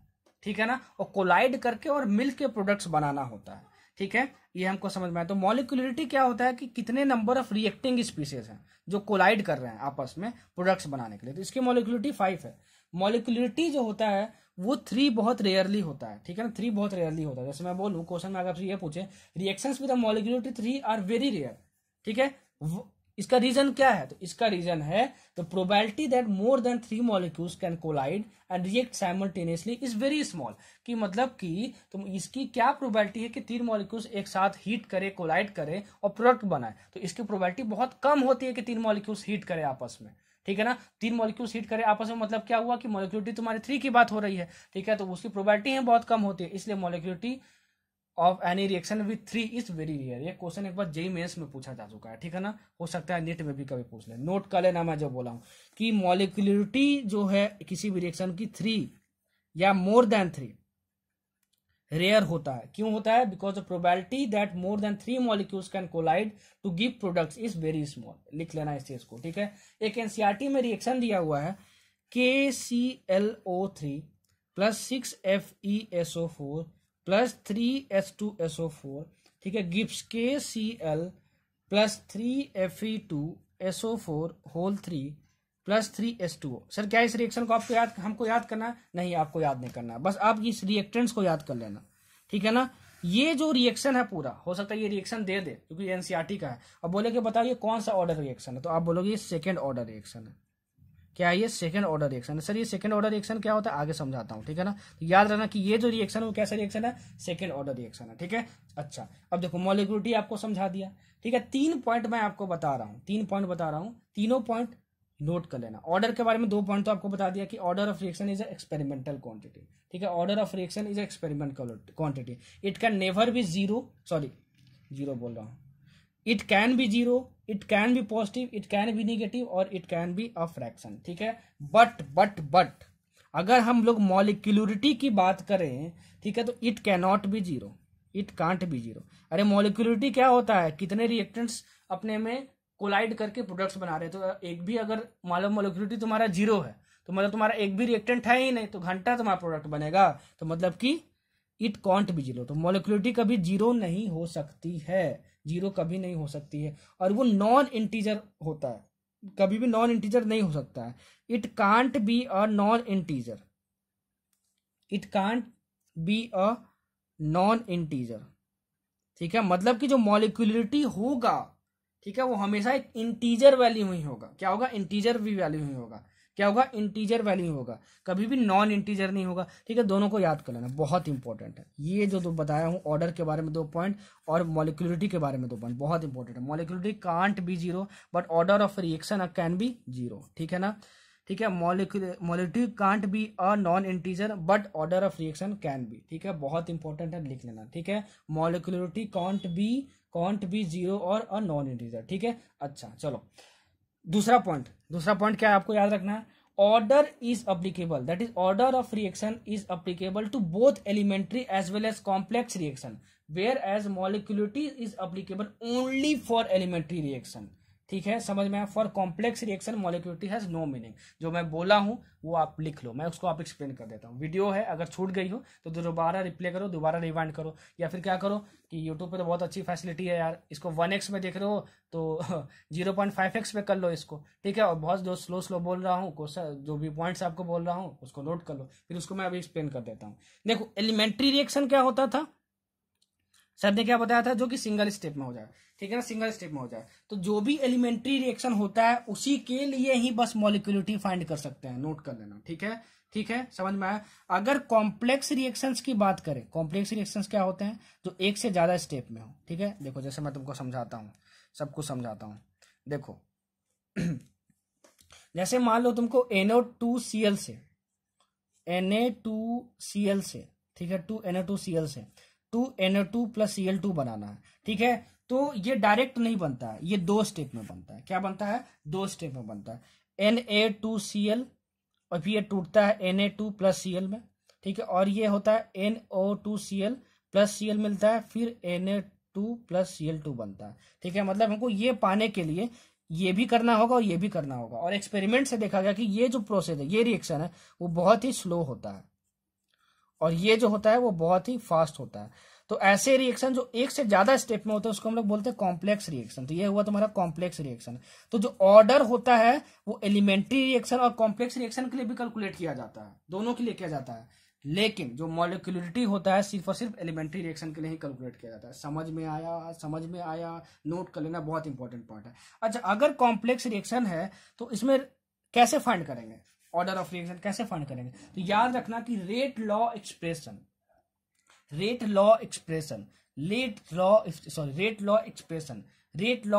हमेशा स्लोएस्ट स्टेप के लिए लिखा जाता है, हमेशा स्लोएस्ट स्टेप के लिए लिखा जाता है। तो आपको क्या है, ये स्लोएस्ट स्टेप क्या है, ये है, स्लोएस्ट स्टेप क्या है, ये है, ठीक है, समझ में आया आपको। स्लोएस्ट स्टेप तुम्हारा ये है। तो स्लोएस्ट स्टेट के लिए, स्लोएस्ट स्टेप के लिए, सबसे धीरे स्टेप के लिए आपको लिखना हो रेट लॉ एक्सप्रेशन। तो क्या लिखोगे, rate law is equal to, ये रेट लॉ लिख दिया, rate of reaction is equal to concentration of reactant. तो स्लोएस्ट स्टेप क्या है तुम्हारा, NO2Cl है, तो NO2Cl लिख दिया यहाँ पे, ठीक है, और यहाँ पे K लिख दिया और इसका पावर सम x, ठीक है। इसके साथ और कुछ भी नहीं लिखूंगा क्योंकि तुम्हारे रिएक्टेंट्स बस लिखना होता है और ये रिएक्टेंट्स हो गया, ठीक है। तो याद रखना कि अगर कभी भी तुमको कॉम्प्लेक्स रिएक्शन दिया हो, कॉम्प्लेक्स रिएक्शन मतलब मोर देन वन स्टेप में जो हो रहा है, तो क्वेश्चन में तुमको गिवन होगा कि देखो ये स्लोएस्ट स्टेप है, ठीक है। तो जो स्लोएस्ट स्टेप होता है उसके लिए हम लोग रेट लॉ एक्सप्रेशन लिखते हैं, लिख लेना, बहुत अच्छे तरीके से आपको बता रहा हूं, जो बोल रहा हूं जो लिख रहा हूं दोनों के बेसिस पे नोट्स बना लेना, ठीक है। Rate law expression is always written for the slowest step in case of complex reaction, लिख लेना। It is not written for fastest step. ये कैसे पता चलेगा, क्वेश्चन में गिवन होगा कि स्लोएस्ट स्टेप कौन सा है और फास्ट स्टेप कौन सा है, ठीक है ना। और आपको दिया रहेगा आपको एग्जाम्पल में, मतलब ऑप्शन में ये भी दिया रहेगा आपको कि R is equal to K NO2Cl का पावर x Cl का पावर y, ठीक है। तो कौन सा रेट लॉ एक्सप्रेशन सही है, ठीक है। तो आप स्लोएस्ट स्टेप के लिए जो ऑप्शन में लिखा होगा, मतलब ये जो लिखा होगा उसको आप क्या कर देना, टिक मार देना। समझ में आया, ठीक है। इसका मतलब क्या हुआ, for the complex reactions order of reaction is given by the slowest step, ठीक है, slowest step, and molecularity of the slowest step is same as order of the overall reaction, ठीक है। मतलब ओवरऑल रिएक्शन तुम्हारा क्या है, ये है। अगर ओवरऑल रिएक्शन इसका मान लो तुम्हारे पास 2 है, ठीक है, मान लो तुम निकाले, ठीक है। तो आपको बोला जाए कि बताओ मॉलिक्यूलरिटी स्लोएस्ट स्टेप का क्या होगा। सर आपने तो बताया था कि मॉलिक्यूलरिटी कॉम्प्लेक्स रिएक्शन के लिए नहीं निकालते। हाँ, कॉम्प्लेक्स रिएक्शन के लिए नहीं निकालते। कॉम्प्लेक्स रिएक्शन क्या है, इन दोनों को मिला के है, ठीक है। मैं इन दोनों रिएक्शन में सिर्फ एक रिएक्शन की बात कर रहा हूँ, स्लोएस्ट स्टेप की बात कर रहा हूँ। तो इस स्लोएस्ट स्टेप का जो भी मॉलिक्यूलरिटी होगा वो ओवरऑल जो रिएक्शन है उसका जो ऑर्डर होगा उसके इक्वल होगा, नोट कर लेना। For complex reaction order of reaction is given by the slowest step and molecularity of the slowest step is same as the order of the overall reaction, ठीक है, नोट कर लेना, ठीक है। वीडियो को रिप्ले करना, छूट गया हो तो फिर से नोट कर लेना। ये तीनों पॉइंट जो मैंने बताया, order of reaction is experimental quantity, it can B 0, a fraction, negative or positive, but molecularity cannot be zero or a non-integer. Order is applicable to both elementary as well as complex reaction, but molecularity is applicable only for elementary reaction. For complex reaction, molecularity has no meaning. ठीक है, तीसरा point क्या बताया? For complex reaction, order is given by the slowest step and molecularity of the slowest step is same as the order of the overall reaction. इन तीनों point से पता नहीं कितने सारे एग्जाम में 1000 बार क्वेश्चन आए हुए हैं, समझ जाना। ठीक है, जो मैं आपको बता दिया। ठीक है, समझ में आया आपको? चलो अब बढ़ते हैं आगे। देखो एक क्वेश्चन लेते हैं। ठीक, एक क्वेश्चन करवाते हैं। देखो आपके पास एक रिएक्शन दिया हुआ है 3A गिव्स प्रोडक्ट्स। ठीक है, आपको ये दिया हुआ है कि जो रेट ऑफ रिएक्शन है, रेट ऑफ रिएक्शन जो है वो डबल हो जाता है। ठीक है, अगर कॉन्सेंट्रेशन ऑफ ए को हम लोग क्या कर देते हैं, 4 टाइम्स इंक्रीज कर देते हैं। तो ठीक है, तो आपको बताना है कि ऑर्डर ऑफ रिएक्शन क्या होगा। ऐसे ही क्वेश्चन आते हैं। ठीक है, ऐसे ही क्वेश्चन आते हैं। तो देखो सबसे पहले इसके लिए रेट लॉ एक्सप्रेशन लिखो। तो क्या लिखेंगे हम लोग? Rate law expression is equal to rate of reaction is equal to K into reactants का पावर लिखना। तो रिएक्टेंट्स इसमें कितने हैं? बस एक ही है। तो रिएक्टेंट्स ये एक ही है, तुम्हारा ए लिखा, और इसका पावर कितना लिखा? 3 लिख दे? नहीं, क्वेश्चन में नहीं कि बने कि एलिमेंट्री रिएक्शन है। ठीक है, तो एलिमेंट्री रिएक्शन नहीं होता है तो इसका पावर स्टाइकोमेट्रिक कोफिशिएंट नहीं होता, कुछ और होता है। तो पावर x लिख दिया। हमको समझ में आया? बहुत बच्चे क्या करते हैं, यहाँ पे क्यूब लिख देते हैं, 3 लिख देते हैं। वो गलती मत करना, वो स्टाइकोमेट्रिक कोफिशिएंट नहीं होता। ठीक है, तो ये रेट है तुम्हारा, rate of law of expression है तुम्हारा। ठीक है ना? अच्छा, जो के की वैल्यू होती है, अगर हम कॉन्सेंट्रेशन को चेंज कर दे रिएक्टेंट को, तो डिपेंड नहीं करती है। सर ने नोट करवाया था। ठीक है ना? अच्छा, तो अगर हम लोग इसको 4 टाइम्स इंक्रीज कर दें, मतलब कि के की वैल्यू तो सेम ही रहेगी, इसको 4 टाइम्स इंक्रीज कर दे रहे हैं। ठीक है, और पावर तो अभी भी x ही रहेगा, तो रेट ऑफ रिएक्शन तुम्हारा क्या हो जा रहा है? डबल हो जा रहा है। मतलब ये अगर r है तो ये तुम्हारा कितना हो जा रहा है? 2r हो जा रहा है। तो तुमको क्या फाइंड करना है? Order of reaction. तो ऑर्डर ऑफ रिएक्शन फाइंड करना मतलब क्या कि जितना भी तुम्हारा पावर है उसको ऐड कर देना है। ठीक है, तो पावर तो अभी एक ही है, तो x की वैल्यू तुमको फाइंड करनी है। तो क्या करोगे, इन दोनों को डिवाइड कर दो। दिस बाय दिस तुम करोगे, तुम्हारे पास कितना आ जाएगा? 2 इज इक्वल टू के कैंसिल हो जाएगा तुम्हारे पास, और ये तुम्हारे पास आ जाएगा 4a बाई ए का पावर x आ जाएगा तुम्हारा। तो ए कैंसिल हो गया तुम्हारे पास। ठीक है, तो ये तुम्हारे पास 2 इज इक्वल टू 2 स्क्वायर का पावर x, मतलब ये 2 का पावर 2x आ गया तुम्हारा, और यहाँ पे 1 है, तो दोनों तरफ कंपेयर करो तो 2x इज इक्वल टू तुम्हारे पास 1 आ गया। तो x की वैल्यू कितनी आ गई? 1/2 आ गई। ठीक है, और ये तो तुम्हारा क्या था? ऑर्डर ऑफ रिएक्शन था। ठीक है, क्योंकि जितना भी पावर होता है सबको ऐड कर दो, तो एक ही पावर है यहाँ पे, क्योंकि एक ही रिएक्टेंट है। तो कितना हो गया ऑर्डर? 1/2 हो गया ऑर्डर ऑफ रिएक्शन। तो ऐसे ही बोलेगा कि इसके कॉन्सेंट्रेशन को डबल कर दिए, इसको ट्रिपल कर दिए, ये कर दिए, वो कर दिए, बताओ रेट ऑफ रिएक्शन कैसे होगा। ठीक है, तो मैंने लिखना आपको सिखा दिया। चलो आगे बढ़ते हैं। जीरो ऑर्डर रिएक्शन पे, जीरो ऑर्डर रिएक्शन, ठीक है, एंड फर्स्ट ऑर्डर रिएक्शन पे बहुत ज्यादा इंपॉर्टेंट है। यहां से बहुत सारे क्वेश्चन आ रहे हैं, इसलिए मैंने कॉलम बना के आपको बताया। देखो जीरो ऑर्डर रिएक्शन क्या कहलाता है, सुनना, जीरो ऑर्डर रिएक्शन क्या कहलाता है, बहुत इंपॉर्टेंट पॉइंट आपको बताने जा रहा हूं। ठीक है, कि जीरो ऑर्डर रिएक्शन क्या कहलाता है, सुनना। Zero order reaction means that the rate of reaction is proportional to zero power of the concentration of reactants. जैसे मान लो तुम्हारा ये रिएक्टेंट है और that goes to product P, तो जो रेट ऑफ रिएक्शन है, ठीक है, वो रिएक्टेंट्स, रेट लॉ एक्सप्रेशन में लिख रहा हूं, तो रेट ऑफ रिएक्शन इज क्या लिखूंगा, रिएक्टेंट का पावर एक्स लिखूंगा, और ये तुम्हारा क्या होगा, के तो यहां पर होगा। तो अगर ये जीरो है, अगर ये जीरो है तुम्हारा, ठीक है, तब क्या कहलाएगा, एक्स की वैल्यू अगर जीरो तो वो जीरो ऑर्डर रिएक्शन होगा। तो समझ जाना कि कभी भी क्वेश्चन में जीरो ऑर्डर रिएक्शन गिवन है तो रेट लॉ एक्सप्रेशन क्या होगा, rate of reaction is equal to K into R का पावर जीरो, मतलब कितना, के।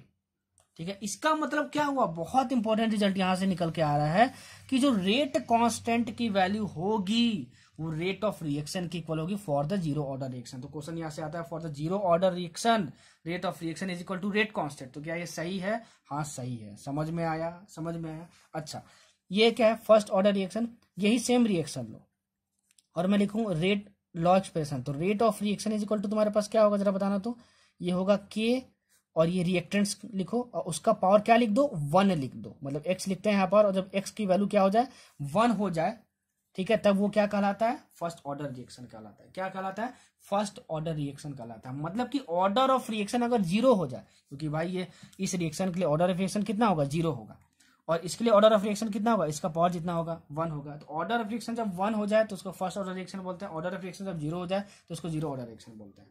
समझ में आया, समझ में आया आपको। अच्छा, अब इसका कुछ एक्सप्रेशंस है, बहुत सारे एक्सप्रेशन दिए होते हैं अलग अलग बुक में, ठीक है ना। तो बहुत सारे बच्चों को समझ नहीं आता क्या क्या याद रखे और क्या क्या नहीं याद रखे। मैं जो जो आपको बता रहा हूँ वो याद कर लो, that is more than enough, that is more than enough, ठीक है। अच्छा, इसके लिए अगर मैं लिखूं कि आर के लिए बताओ तुम्हारा कितना होगा, rate of disappearance of R, तो ये लिखूंगा minus d R by d t, ये लिखूंगा मैं minus d R by d t, ठीक है। इज इक्वल टू, ठीक है, इज इक्वल टू किसके बराबर होगा, ये होगा तुम्हारा के इंटू आर का पावर 0, के इंटू आर का पावर 0। ये आपको लिखने आना चाहिए, ठीक है ना, ये आपको लिखने आना चाहिए, ये आपको लिखने आना चाहिए। ये मैं कहाँ सिखाया था, अपने फर्स्ट या सेकंड स्लाइड में आपको सिखाया हूँ, ठीक है। और ये कहाँ से आया, ये आया तुम्हारा रेट ऑफ रिएक्शन वाले एक्सप्रेशन। तो रेट ऑफ रिएक्शन ये भी है और रेट ऑफ रिएक्शन ये भी है, क्योंकि देखो इसका क्या है, कोफिशिएंट 1 है तुम्हारा, तो क्या देखूंगा minus d R by d T लिखूंगा यहाँ पे। तो ये रेट ऑफ रिएक्शन ये भी देता था कि नहीं देता था, फर्स्ट और सेकंड स्लाइड में मैं बताया था, और रेट ऑफ रिएक्शन ये भी तुम्हारा दे रहा था, तो ये दोनों आपस में इक्वल होंगे, तो ये आपको लिखने आना चाहिए, ठीक है। वैसे इसमें मैं क्या लिखूंगा, minus d R by d t, ये तुम्हारा रेट ऑफ रिएक्शन होगा, और रेट ऑफ रिएक्शन और किससे इक्वल है, के आर का पावर 1, ठीक है, क्योंकि फर्स्ट ऑर्डर रिएक्शन है तो इसकी वैल्यू कितनी हो जाएगी, 1 हो जाएगी। तो ये आपको लिखने आना चाहिए। अब जो जो फॉर्मूले मैं आपको बता रहा हूं, ठीक है ना, जीरो ऑर्डर रिएक्शन में और फर्स्ट ऑर्डर रिएक्शन में, वो आप याद कर लेना। Concentration of reactant at any time T, concentration of reactant at any time T, ठीक है ना, that is R at any time t is equal to r naught minus K into T, ठीक है। बहुत इंपॉर्टेंट है, बहुत important expression है, zero order reaction के लिए आपको बता रहा हूं, ठीक है। ये आपको समझ में आया। अच्छा, ये क्या है, ये आर नॉट क्या है, ये है आपका इनिशियल कॉन्सेंट्रेशन, ये है तुम्हारा रेट कांस्टेंट की वैल्यू, और टी क्या है तुम्हारा, टाइम इन सेकेंड है। अगर मान लो आपको क्वेश्चन में ये गिवन हो कि कोई जीरो ऑर्डर रिएक्शन है, उसका इनिशियल कॉन्सेंट्रेशन, जैसे ये तुम्हारा रिएक्शन है, मान लो आर का जो इनिशियल कॉन्सेंट्रेशन है वो मान लो 2 मोलर है, रेट कांस्टेंट की वैल्यू भी गिवन है, तो बताओ 2 सेकेंड बाद, ठीक है, 2 सेकेंड बाद ये जो तुम्हारा रिएक्टेंट है उसका कॉन्सेंट्रेशन कितना हो जाएगा, मतलब 2 सेकंड बाद, मतलब वही लिखा हूं एट टाइम टी। तो तुमको मतलब क्या फाइंड करना है, molar concentration of R at time T. तो इनिशियल कॉन्सेंट्रेशन दिया रहेगा, रेट कॉन्स्टेंट दिया रहेगा, और कितने टाइम बाद फाइंड करना वो दिया रहेगा। तो ये एक्सप्रेशन आप याद कर लो, ठीक है ना, बहुत ज्यादा इंपॉर्टेंट है, यहाँ से क्वेश्चन पूछे जाते हैं, ठीक है। अब देखो, अगर तुम इस आर टी, ठीक है, और टाइम के बीच में ग्राफ ड्रॉ करोगे, ठीक है, तो कैसा ग्राफ आएगा, देखो तो जरा कैसा ग्राफ आएगा, ये आर टी और ये तुम्हारा ये टी, तो ये तुम्हारा आता है स्ट्रेट लाइन, क्या आता है तुम्हारा, स्ट्रेट लाइन, और ये ऐसे आएगा, ऐसे आएगा। क्यों, क्योंकि आर टी मतलब इसको पूरा वाई मान लिया, ठीक है, वाई मान लिया, और ये तुम्हारा माइनस के, और इसको टी टाइम को एक्स एक्सिस पे किया तो एक्स प्लस आर नॉट, ठीक है। तो वाई इंटरसेप्ट कितना आया तुम्हारा, आर नॉट आया, मतलब ये तो वैल्यू कितनी होगी, आर नॉट वैल्यू होगी, ठीक है। और इसका स्लोप कितना आया, माइनस के आया, मतलब इस ग्राफ का स्लोप कितना होगा, माइनस के होगा। तो कभी कभार पूछता है for zero order reaction if the graph is plotted between concentration of reactant at time T and the time axis, what will be the value of slope of that graph. तो आप बोलोगे माइनस के, याद रखना, बहुत important है, जो जो पूछता है सब कुछ बता रहा हूँ, ठीक है, क्वेश्चन के फॉर्म में। समझ में आया आपको। चलो अब बढ़ते हैं आगे। मैं क्या करता हूं कि पहले जीरो ऑर्डर रिएक्शन के बारे में ही सारा कुछ आपको बता देता हूं, ठीक है। तो इतना हमको समझ में आया। तो आपको अगर ग्राफ कभी दिया रहे, अगर मान लो दिया रहे कि जीरो ऑर्डर रिएक्शन है, आपको क्या है, आपका जीरो ऑर्डर रिएक्शन है आपका, ठीक है, और जीरो ऑर्डर रिएक्शन के लिए ऐसा कुछ ग्राफ दिया है, concentration of time T and time axis के बीच में, ठीक है। तो आपसे बोला जाए, पता रेट कांस्टेंट की वैल्यू कितनी होगी, ये एंगल 60 डिग्री है, तो हमको पता है कि इस लाइन का स्लोप क्या देगा तुम्हारा, के की वैल्यू देगा, क्या देगा तुमको, के की वैल्यू देगा, के की वैल्यू मतलब रेट कांस्टेंट देगा, तो आप फाइंड कर लेना, ठीक है। ऐसे क्वेश्चन पूछा जाता है। अच्छा, अब देखो हाफ लाइफ पीरियड क्या होता है,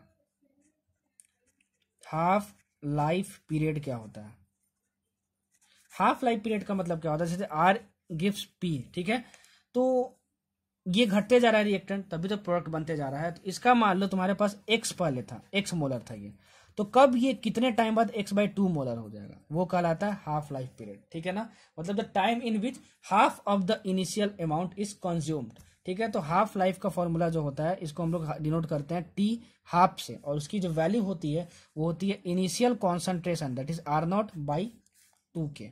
बहुत ज़्यादा इंपॉर्टेंट है भाई, बहुत ज़्यादा इंपॉर्टेंट, बहुत ज़्यादा इंपॉर्टेंट, बहुत ज़्यादा इंपॉर्टेंट। स्टार मार्क के रख लेना, ठीक है। आप यहाँ पे ये देख सकते हो, यहाँ पे आप ये देख सकते हो कि हाफ लाइफ जो है, ठीक है, वो इनिशियल कॉन्सेंट्रेशन के डायरेक्टली प्रोपोर्शनल है। तो अगर टी हाफ और R0 के बीच में ग्राफ ड्रॉ करो तो ये ऐसे बनेगा, टी हाफ और R0 के बीच में, ठीक है, ऐसे ग्राफ बनेगा, याद कर लेना, ठीक है। तो अगर कभी भी ऐसा टी हाफ और R0 के बीच में ऐसा ग्राफ दिया हुआ तो समझ जाना वो कैसा रिएक्शन है, और जीरो ऑर्डर रिएक्शन है, ठीक है। तो ऐसा ग्राफ दे देगा आप क्वेश्चन में, बोलेगा मतलब कौन सा रिएक्शन है, तो आप बोलोगे जीरो ऑर्डर रिएक्शन है। अब ये ग्राफ कैसे ड्रॉ करते हैं वो मैंने फिजिक्स में आपको सिखा चुका है कि स्ट्रेट लाइन कैसे बनाया जाता है, ठीक है, और आप बेसिक मैथमेटिक्स में भी पढ़े होंगे, ठीक है। टी हाफ मतलब क्या, इसको वाई एक्सिस मान लो इज इक्वल टू, इसको एक्स एक्सिस मान लो R0, तो ये x/2K हो गया, ठीक है ना। समझ में आया तुमको। तो y और x के बीच में तो ये ऑरिजिन से पास होगा, समझ में आया क्या होगा, ऑरिजिन से पास होगा। इसका स्लोप कितना देगा, स्लोप क्या दे रहा है इसका, जो x के साथ होता है, तो x के साथ यहाँ पे क्या है 1/2K इंटू एक्स, मतलब 1/2K, तो इसका स्लोप क्या देगा 1/2K वैल्यू देगा। समझ में आया। तो क्वेश्चन पूछा जाता है for the zero order reaction T half is proportional to initial concentration of reactant, तो आप बोलोगे हाँ सही है, समझ में आया। मतलब कि आपको दिया रहेगा R का इनिशियल कॉन्सेंट्रेशन, ठीक है, दिया रहेगा 2 मोलर, रेट कॉन्स्टेंट भी दिया रहेगा, तो टी हाफ फाइंड करना रहेगा, तो 2 मोलर बाई 2 जो रेट कॉन्स्टेंट की वैल्यू होगी। समझ में आया, समझ में आया, ठीक है। चलो, तो इतनी चीजें आप याद रखना, इतनी चीजें आप याद रखना किसके लिए, जीरो ऑर्डर रिएक्शन के लिए। इसका एग्जांपल भी याद कर लो, एग्जांपल जीरो ऑर्डर रिएक्शन, ठीक है, मैं लिख के नहीं बता रहा हूँ, बोल के बता रहा हूँ। Decomposition of ammonia on a hot platinum surface is an example of zero order reaction, ठीक है। डिकम्पोजिशन ऑफ एमोनिया, जैसे 2NH3 जो रिएक्शन है, ठीक है, एंड ये प्लेटिनम हम लोग कैटिस यूज करके करते हैं N2+3H2, ये कौन सा रिएक्शन होता है, ये जीरो ऑर्डर रिएक्शन होता है, याद करना है आपको, ठीक है ना। क्या करना है, याद करना। और दूसरा, ठीक है, डिकम्पोजिशन ऑफ HI का डिकम्पोजिशन ऑन गोल्ड सरफेस, ठीक है, ये दोनों NCERT में दिया हुआ है। ये तुम्हारा क्या है, that is an example of zero order reaction. तो आपसे क्वेश्चन में पूछ सकता है, क्योंकि NCERT में है कि decomposition of HI on gold surface is which type of reaction, तो जीरो ऑर्डर रिएक्शन। आपको क्या करना होगा, टिक मारना होगा, क्या करना होगा, टिक मारना होगा, ठीक है। अब चलो, इतना हमको याद करना है उसके बारे में, जीरो ऑर्डर रिएक्शन के बारे में। अब फर्स्ट ऑर्डर रिएक्शन देखते हैं क्या होता है, ठीक है। फर्स्ट ऑर्डर रिएक्शन, तो फर्स्ट ऑर्डर रिएक्शन वही था, R gives P and minus dR/dt is equal to, हम क्या लिखते थे, K(R⁻1) लिखते थे यहाँ पे, ये हमको लिखने आना चाहिए, ठीक है। अच्छा, अगर हम लोग इसकी बात करें कि बताओ कि एट टाइम टी कॉन्सेंट्रेशन कितना होगा, तो इसके लिए आप सिर्फ एक ही एक्सप्रेशन याद रखना, मैं यही बोलूंगा कि जो रेट कांस्टेंट K होता है इज इक्वल टू 2.303/T, ठीक है, लॉग, यहाँ पे लॉग है, ध्यान रखना, initial concentration by concentration of reactant at time T, ये याद रखना, बहुत इंपॉर्टेंट है। या इससे सारे क्वेश्चन सॉल्व हो जाएंगे, ठीक है, सारे क्वेश्चन इससे सॉल्व हो जाएंगे, आपके सारे क्वेश्चन इससे सॉल्व हो जाएंगे आप। और इसमें जब आप reaction concentration eight time T और कॉन्सेंट्रेशन एट टाइम टी और टी के बीच में जब ग्राफ ड्रॉ करोगे तो आपका ग्राफ ऐसा बनता है, देखो। तो अगर आपको ऐसा ग्राफ दिया रहेगा, ग्राफ दे देगा, बोलेगा बताओ कौन सा ऑर्डर का रिएक्शन है, तो आप बोलोगे फर्स्ट ऑर्डर रिएक्शन है। याद कर लेना भाई, ठीक है, याद कर लेना। के क्या है यहाँ पे, rate constant, T time in second है, R0 क्या है, initial concentration of reactant in molar form that is molarity दी है, और ये reaction concentration of reactant at time T that is after 2 second, after 4 second, जो भी आपसे पूछे, ठीक है। तो के दिया रहेगा, टी दिया रहेगा, R0 दिया रहेगा, आपको RT फाइंड करना होगा, बस, ठीक है, समझ में आया। इसके लिए जो हाफ लाइफ पीरियड होता है, हाफ लाइफ पीरियड क्या होता है, the time in which half of the initial amount of reactant is consumed. जो रिएक्टेंट मान लो 2 मोलर है, तो कितने टाइम बाद 1 मोलर हो जाए, उसका जस्ट हाफ हो जाए। तो हाफ लाइफ जो होता है T half first order reaction के लिए होता है वो 0.693/Q, बहुत बहुत बहुत बहुत बहुत बहुत ज्यादा इंपॉर्टेंट। टी हाफ पे बहुत क्वेश्चन आता है, पता है क्या बोलेगा आपसे, for the first order reaction half life period is independent of initial concentration of reactant. देखो यहाँ पे कहीं भी R0 आया है क्या, इनिशियल कॉन्सेंट्रेशन ऑफ रिएक्टेंट आया क्या, इस एक्सप्रेशन में नहीं आया। तो किस रिएक्शन के लिए जो हाफ लाइफ होता है वो इनिशियल कॉन्सेंट्रेशन ऑफ रिएक्टेंट के इंडिपेंडेंट होता है, तो इसके लिए तो डिपेंड करता है, जीरो ऑर्डर के लिए, इसके लिए डिपेंड नहीं करता। तो याद करना, कभी भी रेट कांस्टेंट गिवन हो और टी हाफ बोल दे फर्स्ट ऑर्डर के लिए तो घबरा मत जाना, अरे बाप रे इनिशियल कॉन्सेंट्रेशन तो दिया ही नहीं है, तो इनिशियल कॉन्सेंट्रेशन का इसमें जरूरत ही नहीं है, 0.693/K कर देंगे तो टी हाफ हमको मिल जाएगा। तो इसके यहाँ से हम ये दे सकते हैं कि फर्स्ट ऑर्डर रिएक्शन के लिए अगर मैं टी हाफ और आर नॉट के बीच में ग्राफ ड्रा करो तो इसके इंडिपेंडेंट होता है फर्स्ट ऑर्डर रिएक्शन के लिए, तो ये ग्राफ ऐसा जाएगा।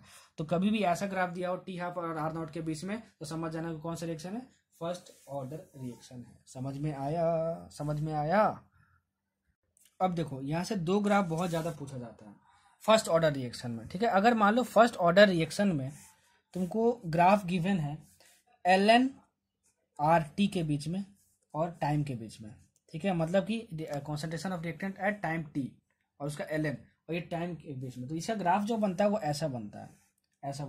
और इसका जो स्लोप है वो क्या देता है, इसका स्लोप जो होता है वो क्या देता है, इसका स्लोप जो देता है वो क्या देता है, -K की वैल्यू देती है। मतलब K मतलब तुम्हारा क्या होता है, रेट कांस्टेंट की वैल्यू देती है, ये किसके लिए, फर्स्ट ऑर्डर रिएक्शन के लिए, ठीक है। और ये जो लेंथ होता है, ये जो लेंथ, ठीक है, ये टोटल होता है तुम्हारा, ये जो लेंथ होता है वो होता है तुम्हारे पास ln R0, मतलब ln ऑफ R0। ln यहाँ पे मैंने बताऊंगा क्या होता है, क्योंकि अब यहाँ में मैथमेटिक्स नहीं पढ़ा, फिर से क्रैश कोर्स देखे होगे तो ln और log जानते होगे क्या होता है क्या नहीं होता है, ठीक है। चलो तो ln R0, तो कभी कभार आपको पता दिया रहेगा कि ऐसा ग्राफ है ln R0 और t के बीच में, ठीक है ना, तो ये फर्स्ट ऑर्डर रिएक्शन है, तो बताओ इसका स्लोप जो है उसका क्या देगा, तो आप बोलोगे रेट कांस्टेंट देगा, या फिर आपको बोल देगा बताओ 60 डिग्री है, ठीक है, तो रेट कांस्टेंट की वैल्यू कितनी होगी, तो बोलोगे बाप रे 60 डिग्री दे दिया और बोल दिया रेट कांस्टेंट क्यों, तो आप बोलोगे कि मैं तो लॉ सर का स्टूडेंट हूँ, तो मुझे तो आता है करने, तो मैं कर लूंगा, ठीक है। अच्छा, दूसरा ग्राफ क्या पूछता है इसमें, दूसरा ग्राफ आपसे पूछता है log R0 by concentration of reactant initial reactant at time T और टाइम के बीच में। तो ये ग्राफ जो तुम्हारा आता है वो ऐसा आता है, और इसका जो स्लोप है वो देता है K/2.303, ठीक है, बहुत ज्यादा इंपॉर्टेंट है, बहुत ज्यादा, ठीक है, दोनों ग्राफ नोट कर लेना, ठीक है। तो ध्यान से देखना कि किसके किसके बीच में ग्राफ दिया हुआ है। log R0 बाई R0 मतलब R concentration of reactant at time T और टाइम के बीच में अगर ग्राफ दिया है तो इसका जो स्लोप है वो क्या देगा, K/2.303। अगर मान लो तुमको गया हो कि for the first order reaction the following graph is given, और ये तुमको दिया है 60 degree, find the value of rate constant, तो आप क्या बोलोगे, इसका स्लोप कैसे निकालते हैं लाइन का, tan 60 degree is equal to क्या देगा तुम्हारा, K/2.303 देगा। तो tan 60 डिग्री की वैल्यू √3 और 2.303 से मल्टीप्लाई कर दो तो रेट कांस्टेंट की वैल्यू आपकी आ जाएगी। समझ में आया, बोलोगे हाँ समझ में आ गया। चलो तो इतना हमको समझ में आ गया फर्स्ट ऑर्डर रिएक्शन के बारे में, ठीक है, इतना पढ़ लिए तो इनफ है।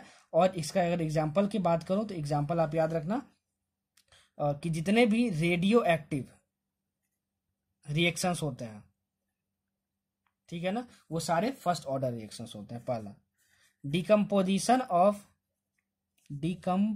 Of phosphine that is PH3, ये भी तुम्हारा होता है फर्स्ट ऑर्डर रिएक्शन, और इसका स्पेशल रीजन होता है, इस पर उसका बस रिवीजन, आपका जो रीजन होता है उसको याद रखने की जरूरत है कि जो रेट ऑफ रिएक्शन होता है that is proportional to surface area. तो so decomposition of PH3 phosphine is of first order reaction. समझ में आया तुमको। अच्छा, तीसरा डिकम्पोजिशन ऑफ N2O5, ठीक है, एंड डिकम्पोजिशन ऑफ N2O, ठीक है, N2O5 का डिकम्पोजिशन और N2O का डिकम्पोजिशन दोनों क्या होता है, फर्स्ट ऑर्डर रिएक्शन होता है। समझ में आया। चलो अब हम लोग फर्स्ट ऑर्डर रिएक्शन में एक और केस लेते हैं, ABC, ये तुम्हारा प्रोडक्ट्स है, ये तुम्हारे रिएक्टेंट्स। और मजे की बात क्या है कि ध्यान रखना कि सारे गैस फॉर्म में है, रिएक्टेंट्स भी और प्रोडक्ट्स भी, तो इसको हम लोग बोलते हैं गैसियस रिएक्शन। तो किसी भी गैसियस रिएक्शन के लिए अगर ये गैसियस रिएक्शन फर्स्ट ऑर्डर का है, और ए का जो इनिशियल प्रेशर है वो है PI, ठीक है, क्या है PI, ये क्या है तुम्हारा इनिशियल प्रेशर ऑफ ए, ठीक है, और PT तुम्हारा जो है वो है तुम्हारा total pressure at time T,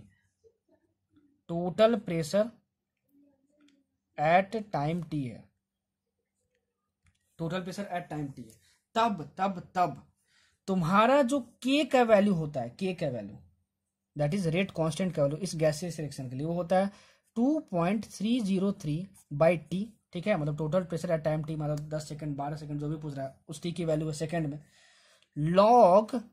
log ठीक है P I log P I by 2 PI minus P T, 2 PI minus P T, ठीक है, बहुत ज्यादा इंपॉर्टेंट है। पता नहीं कितने सारे एग्जाम में ये एक्सप्रेशन पूछा हुआ है। For a first order gaseous reaction the rate constant is given bye, आपको 4 ऑप्शन दिया रहेगा और ये जो फॉर्मूला है जो इसमें लिखा होगा आपको क्या करना होगा, टिक मारना होगा। क्या करना होगा आपको, टिक मारना होगा। तो इसको याद कर लेना, ऐसे क्वेश्चन आता है, ठीक है। समझ में आया आपको, समझ में आया। चलो अब बढ़ते हैं आगे। एक इक्वेशन और याद कर लो फर्स्ट ऑर्डर में, ठीक है, K is equal to 1/T2 minus T1, ठीक है, K is equal to 1/T2 minus T1 ln R1/R2, ठीक है। क्या है इसमें समझो, अगर मान लो आपको क्वेश्चन में गिवन है कि कोई भी फर्स्ट ऑर्डर रिएक्शन है, कोई भी फर्स्ट ऑर्डर रिएक्शन है, आपको क्वेश्चन में ये गिवन है, तो मैं ये बोलूं कि एट T1 टेम्परेचर कॉन्सेंट्रेशन तुम्हारा कितना है, रिएक्टेंट का R1 है, एट T2 टेम्परेचर कॉन्सेंट्रेशन कितना है, R2 है, तो बताओ रेट कांस्टेंट की वैल्यू कितनी होगी, तो इतनी होगी, ठीक है ना। या फिर आपको रेट कांस्टेंट दिया रहेगा, ठीक है ना, आपको बोला जाएगा कि T1 टेम्परेचर बोल रहा हूँ, T1 टाइम पे 2 सेकंड पे कॉन्सेंट्रेशन R1 है, तो बताओ T2 इक्वल टू 4 सेकंड पे कॉन्सेंट्रेशन कितना होगा, तो वो R2 होगा और आप इस इक्वेशन से फाइंड कर लोगे। तो ऐसे यहाँ से क्वेश्चन बनेगा, ठीक। चलो अगर मान लो कभी कभार ये आपको ना लिखा हो फॉर जीरो ऑर्डर रिएक्शन, ये ना लिखा हो, ठीक है, आपको इनडायरेक्टली क्या दिया रहेगा, रेट कांस्टेंट का यूनिट दिया रहेगा। तो कैसे पहचानोगे कौन सा ऑर्डर का रिएक्शन है, ठीक है, मतलब पहले तो ऑर्डर ऑफ रिएक्शन पहचानना पड़ेगा ना कि जीरो ऑर्डर रिएक्शन है कि फर्स्ट ऑर्डर रिएक्शन है, तभी तो फॉर्मूले आप लगाओगे, तभी तो आप फॉर्मूले लगाओगे। अगर मान लो पता ही नहीं चलेगा तो कैसे लगाओगे कोई भी फॉर्मूला, क्योंकि सबके लिए तो फॉर्मूला अलग अलग है, जीरो ऑर्डर के लिए, फर्स्ट ऑर्डर के लिए। तो देखो वो कैसे पता लगाएंगे। कभी कभी क्वेश्चन में रेट कांस्टेंट जो होता है ना, रेट कांस्टेंट उसकी वैल्यू गिवन होती है और उसके साथ यूनिट गिवन होता है, तो उस यूनिट को देख के हम लोग पहचान सकते हैं। अगर मान लो रेट कांस्टेंट का यूनिट जो है वो मोल पर लीटर पर सेकंड गिवन हो, तो ये तुम्हारा जीरो ऑर्डर रिएक्शन होगा, ठीक है ना। और अगर मान लो पर सेकंड गिवन है तुमको, तो ये फर्स्ट ऑर्डर रिएक्शन है, ठीक है। तो आपको पता है क्या रहेगा, फर्स्ट ऑर्डर रिएक्शन है, ठीक है, फर्स्ट ऑर्डर रिएक्शन है। आपको क्या दे रहेगा, ये नहीं लिखा रहेगा फॉर जीरो ऑर्डर रिएक्शन, आपको लिखा रहेगा for a reaction the value of rate constant is 2.5 पर सेकेंड, ठीक है। आपसे बोल देगा कि बताओ फिर मतलब कुछ पूछ देगा आपसे, मान लो टी हाफ की वैल्यू आपसे पूछ देगा, ठीक है। तो आप क्या करोगे, कैसे पहचानोगे कौन सा ऑर्डर का रिएक्शन है, क्योंकि टी हाफ के लिए तो दोनों फॉर्मूले अलग अलग होते हैं, फर्स्ट ऑर्डर के लिए और जीरो ऑर्डर के लिए। तो आप बोलोगे सर मैं तो आपका स्टूडेंट हूँ, सर ने बताया था कि रेट कांस्टेंट का यूनिट देखो, तो रेट कांस्टेंट का यूनिट क्या है, पर सेकंड है, मतलब ये कौन सा रिएक्शन है, फर्स्ट ऑर्डर रिएक्शन है। तो फर्स्ट ऑर्डर रिएक्शन के लिए जो टी हाफ का फॉर्मूला है वो हम लोग अप्लाई कर देंगे। समझ में आया, ठीक है। तो इस चीज का भी ध्यान रखना कि डायरेक्ट नहीं दिया होता, कभी कभी रेट कांस्टेंट का यूनिट दिया होता है, तो रेट कांस्टेंट की वैल्यू दी होगी, उसका यूनिट देखना और यूनिट देख के पहचान लेना कि क्या होगा ऑर्डर ऑफ द रिएक्शन, और फिर फॉर्मूला अप्लाई कर लेना, ठीक है, अप्लाई कर लेना। चलो आगे देखते हैं सूडो फर्स्ट ऑर्डर रिएक्शन। क्या देखेंगे, सूडो फर्स्ट ऑर्डर रिएक्शन। देखो ये क्या होता है, सूडो फर्स्ट ऑर्डर रिएक्शन, ठीक है, ऐसा रिएक्शन जिसका कि ऑर्डर तो 1 हो, ऐसा रिएक्शन जिसका कि ऑर्डर ऑफ रिएक्शन तो 1 हो बट मॉलिक्यूलरिटी 1 से ज्यादा हो। फॉर एग्जांपल 2 एग्जांपल आपको याद रखना है, ठीक है, हाइड्रोलिसिस ऑफ ईस्टर, ठीक है, और दूसरा इन्वर्जन ऑफ केन शुगर। बस इतना ही याद रखना, कुछ भी फालतू का नहीं, ठीक है। आपसे बोलेगा कि विच of the following is a pseudo first order reaction, तो ये कोई भी ऑप्शन में रहेगा तो आप टिक मार देना। एग्जांपल मैं दे देता हूं आपको, ठीक है ना। C12 इसका इन्वर्जन ऑफ केन शुगर का फॉर्मूला लिख दे रहा हूँ, C12H22O11 प्लस H2O, ये तुम्हारा क्या है, केन शुगर का फॉर्मूला, और ये तुम्हारा क्या देता है, ग्लूकोज प्लस फ्रक्टोज देता है। ग्लूकोज फ्रक्टोज का फॉर्मूला क्या होता है वो आप बायोलॉजी में याद किए होगे, ठीक है। तो ये जो आपका है वो कैसा रिएक्शन है, सूडो फर्स्ट ऑर्डर रिएक्शन है। देखो इसका मॉलिक्यूलरिटी कितना है, 1 और 1 2 है मॉलिक्यूलरिटी, ठीक है ना। लेकिन इसका जो ऑर्डर आता है वो एक्सपेरिमेंटली फाइंड करते हैं तो 1 आता है, ठीक है। तो इसका ऑर्डर रिएक्शन तो 1 है लेकिन मॉलिक्यूलरिटी 2 है, मतलब मॉलिक्यूलरिटी 1 से ज्यादा। तो ऐसे रिएक्शन को हम बोलते हैं सूडो फर्स्ट ऑर्डर रिएक्शन। तो फर्स्ट ऑर्डर रिएक्शन के बारे में हमको इतना ही पता करना है, ठीक है, इतना ही पता करना है।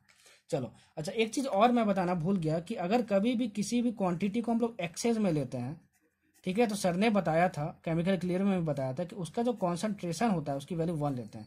तो कभी भी रेट लॉ का एक्सप्रेशन अगर मान लो तुमको कुछ ऐसा गिवन है कि ए का पावर एक्स और बी का पावर वाई, और आपको बोला जाए कि जो बी का कॉन्सेंट्रेशन वो एक्सेस में लिया गया है, क्वेश्चन में गिवन है, तो इसकी वैल्यू जो होती है, बी की वैल्यू जो होती है 1 हो जाती है। तो 1 का पावर वाई कितना होगा, 1 ही हो जाएगा। तो ये कितना हो जाएगा, के ए का पावर एक्स। अगर क्वेश्चन में गिवन हो कि बी जो है वो एक्सेस में प्रेजेंट है, मतलब कि किसी भी क्वांटिटी को अगर हम लोग एक्सेस में लेते हैं तो उसको रेट लॉ एक्सप्रेशन में नहीं लिखते हैं, ठीक है, नोट कर लेना। कितना कुछ बोल दिया हूँ लेकिन लिखा नहीं, तो जो बोलता हूँ जो लिखता हूँ दोनों के बेसिस पे नोट्स बना लो, ठीक। चलो अगला expression, T half that is half life period of a reaction is proportional to 1 R naught, मतलब ये क्या है तुम्हारा, आर नॉट क्या है तुम्हारा, इनिशियल कॉन्सेंट्रेशन ऑफ रिएक्टेंट का पावर n-1। फिर n क्या है तुम्हारा, n है तुम्हारा order of reaction, order of reaction, ठीक है, ऑर्डर ऑफ रिएक्शन, ठीक है, समझ में आया।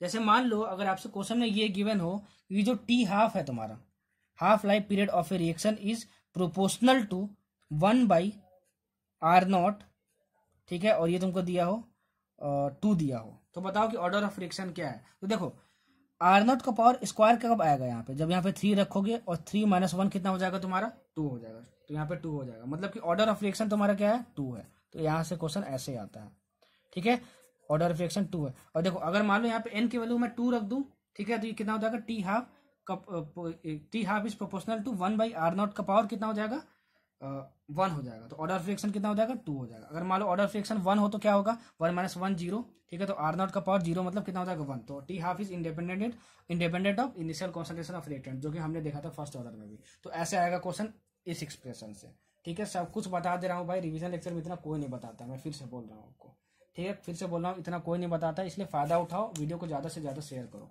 चलो अब हम लोग पढ़ते हैं collusion theory of chemical reaction. क्या पढ़ेंगे हम लोग, collusion theory of chemical reaction क्या होता है। ये जितना इंपॉर्टेंट है उतना ही पढ़ेंगे, कुछ भी बकवास नहीं पढ़ेंगे। कॉल्यूजन थ्योरी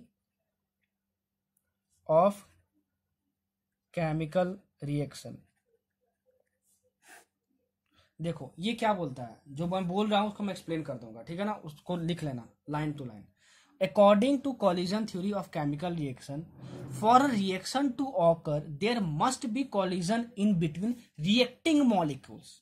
ठीक है, total number of collisions per second in unit volume is called collision frequency. इसको नोट कर लेना पूरा लाइन, जो मैं बोल रहा हूँ छूट गया हो तो वीडियो को रिवाइंड करना, रिप्ले करना, दोबारा देख लेना।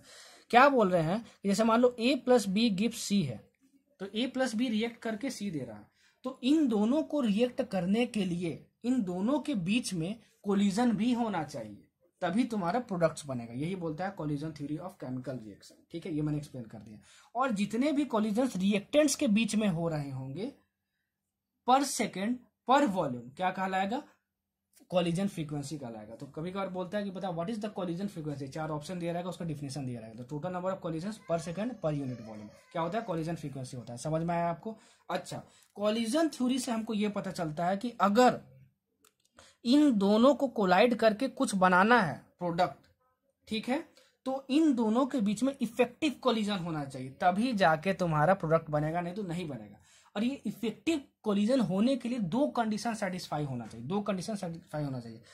Proper orientation of molecules, proper orientation of reactants, क्योंकि रिएक्टेंट्स के बीच में हो रहा है कोलिजन, ठीक है, और reacting molecules must possess a minimum amount of energy, ठीक है, उसको हम लोग बोलते हैं क्या, थ्रेशोल्ड एनर्जी बोलते हैं। हम लोग क्या बोलते हैं, थ्रेशोल्ड एनर्जी बोलते हैं।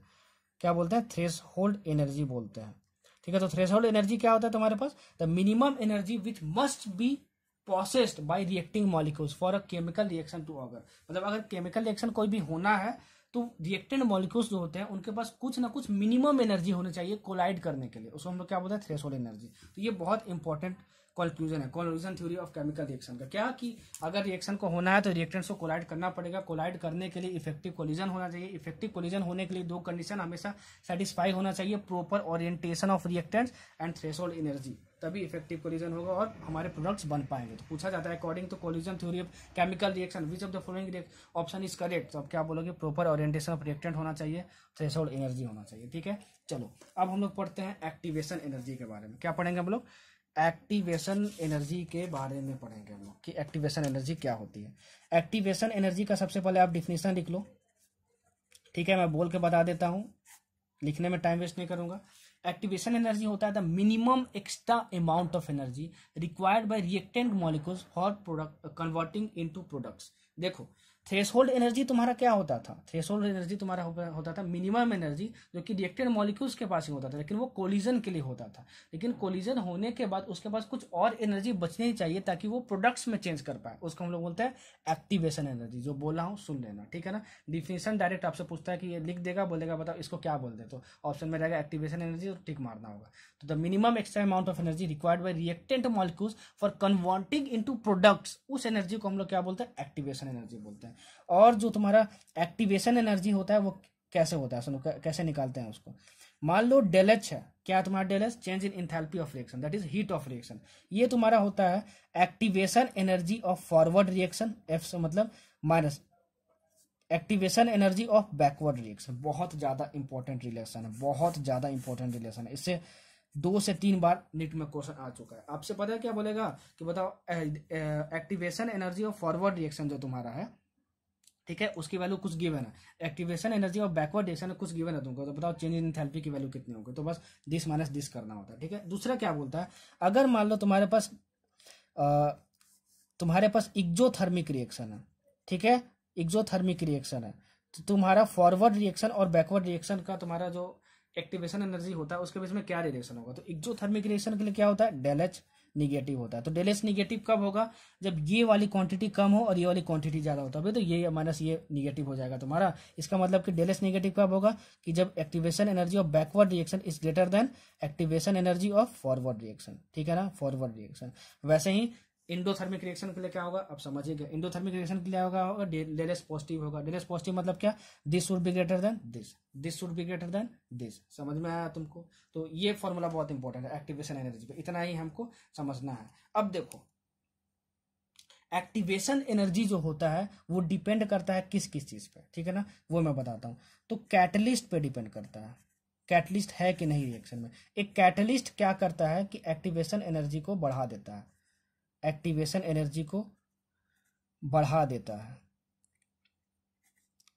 और घटा भी देता है। वो डिपेंड करता है कि आप कौन सा कैटलिस्ट यूज करते हो। तो एक्टिवेशन एनर्जी जो होता है अगर वो तुम्हारा इंक्रीज करता है, ठीक है ना, अगर तुम्हारा इंक्रीज करता है, ठीक है, एक्टिवेशन एनर्जी अगर इंक्रीज करता है तो तुम कौन सा कैटलिस्ट यूज कर रहे हो, निगेटिव कैटलिस्ट यूज कर रहे हो। ठीक है, कैटलिस्ट 2 तरीके के होते हैं, निगेटिव एंड पॉजिटिव कैटलिस्ट। अब ये क्या होते हैं वो कोई जरूरत नहीं समझने की, जितना पूछेगा जितनी थ्योरी की जरूरत है मैं आपको बता दे रहा हूँ। ठीक है, और अगर एक्टिवेशन एनर्जी तुम्हारी इंक्रीज कर रही है, एक्टिवेशन एनर्जी तुम्हारी इंक्रीज कर रही है तो तुम्हारा निगेटिव कैटलिस्ट होगा, सॉरी, और अगर तुम्हारी एक्टिवेशन एनर्जी डिक्रीज कर रही है तो वो पॉजिटिव कैटलिस्ट होगा।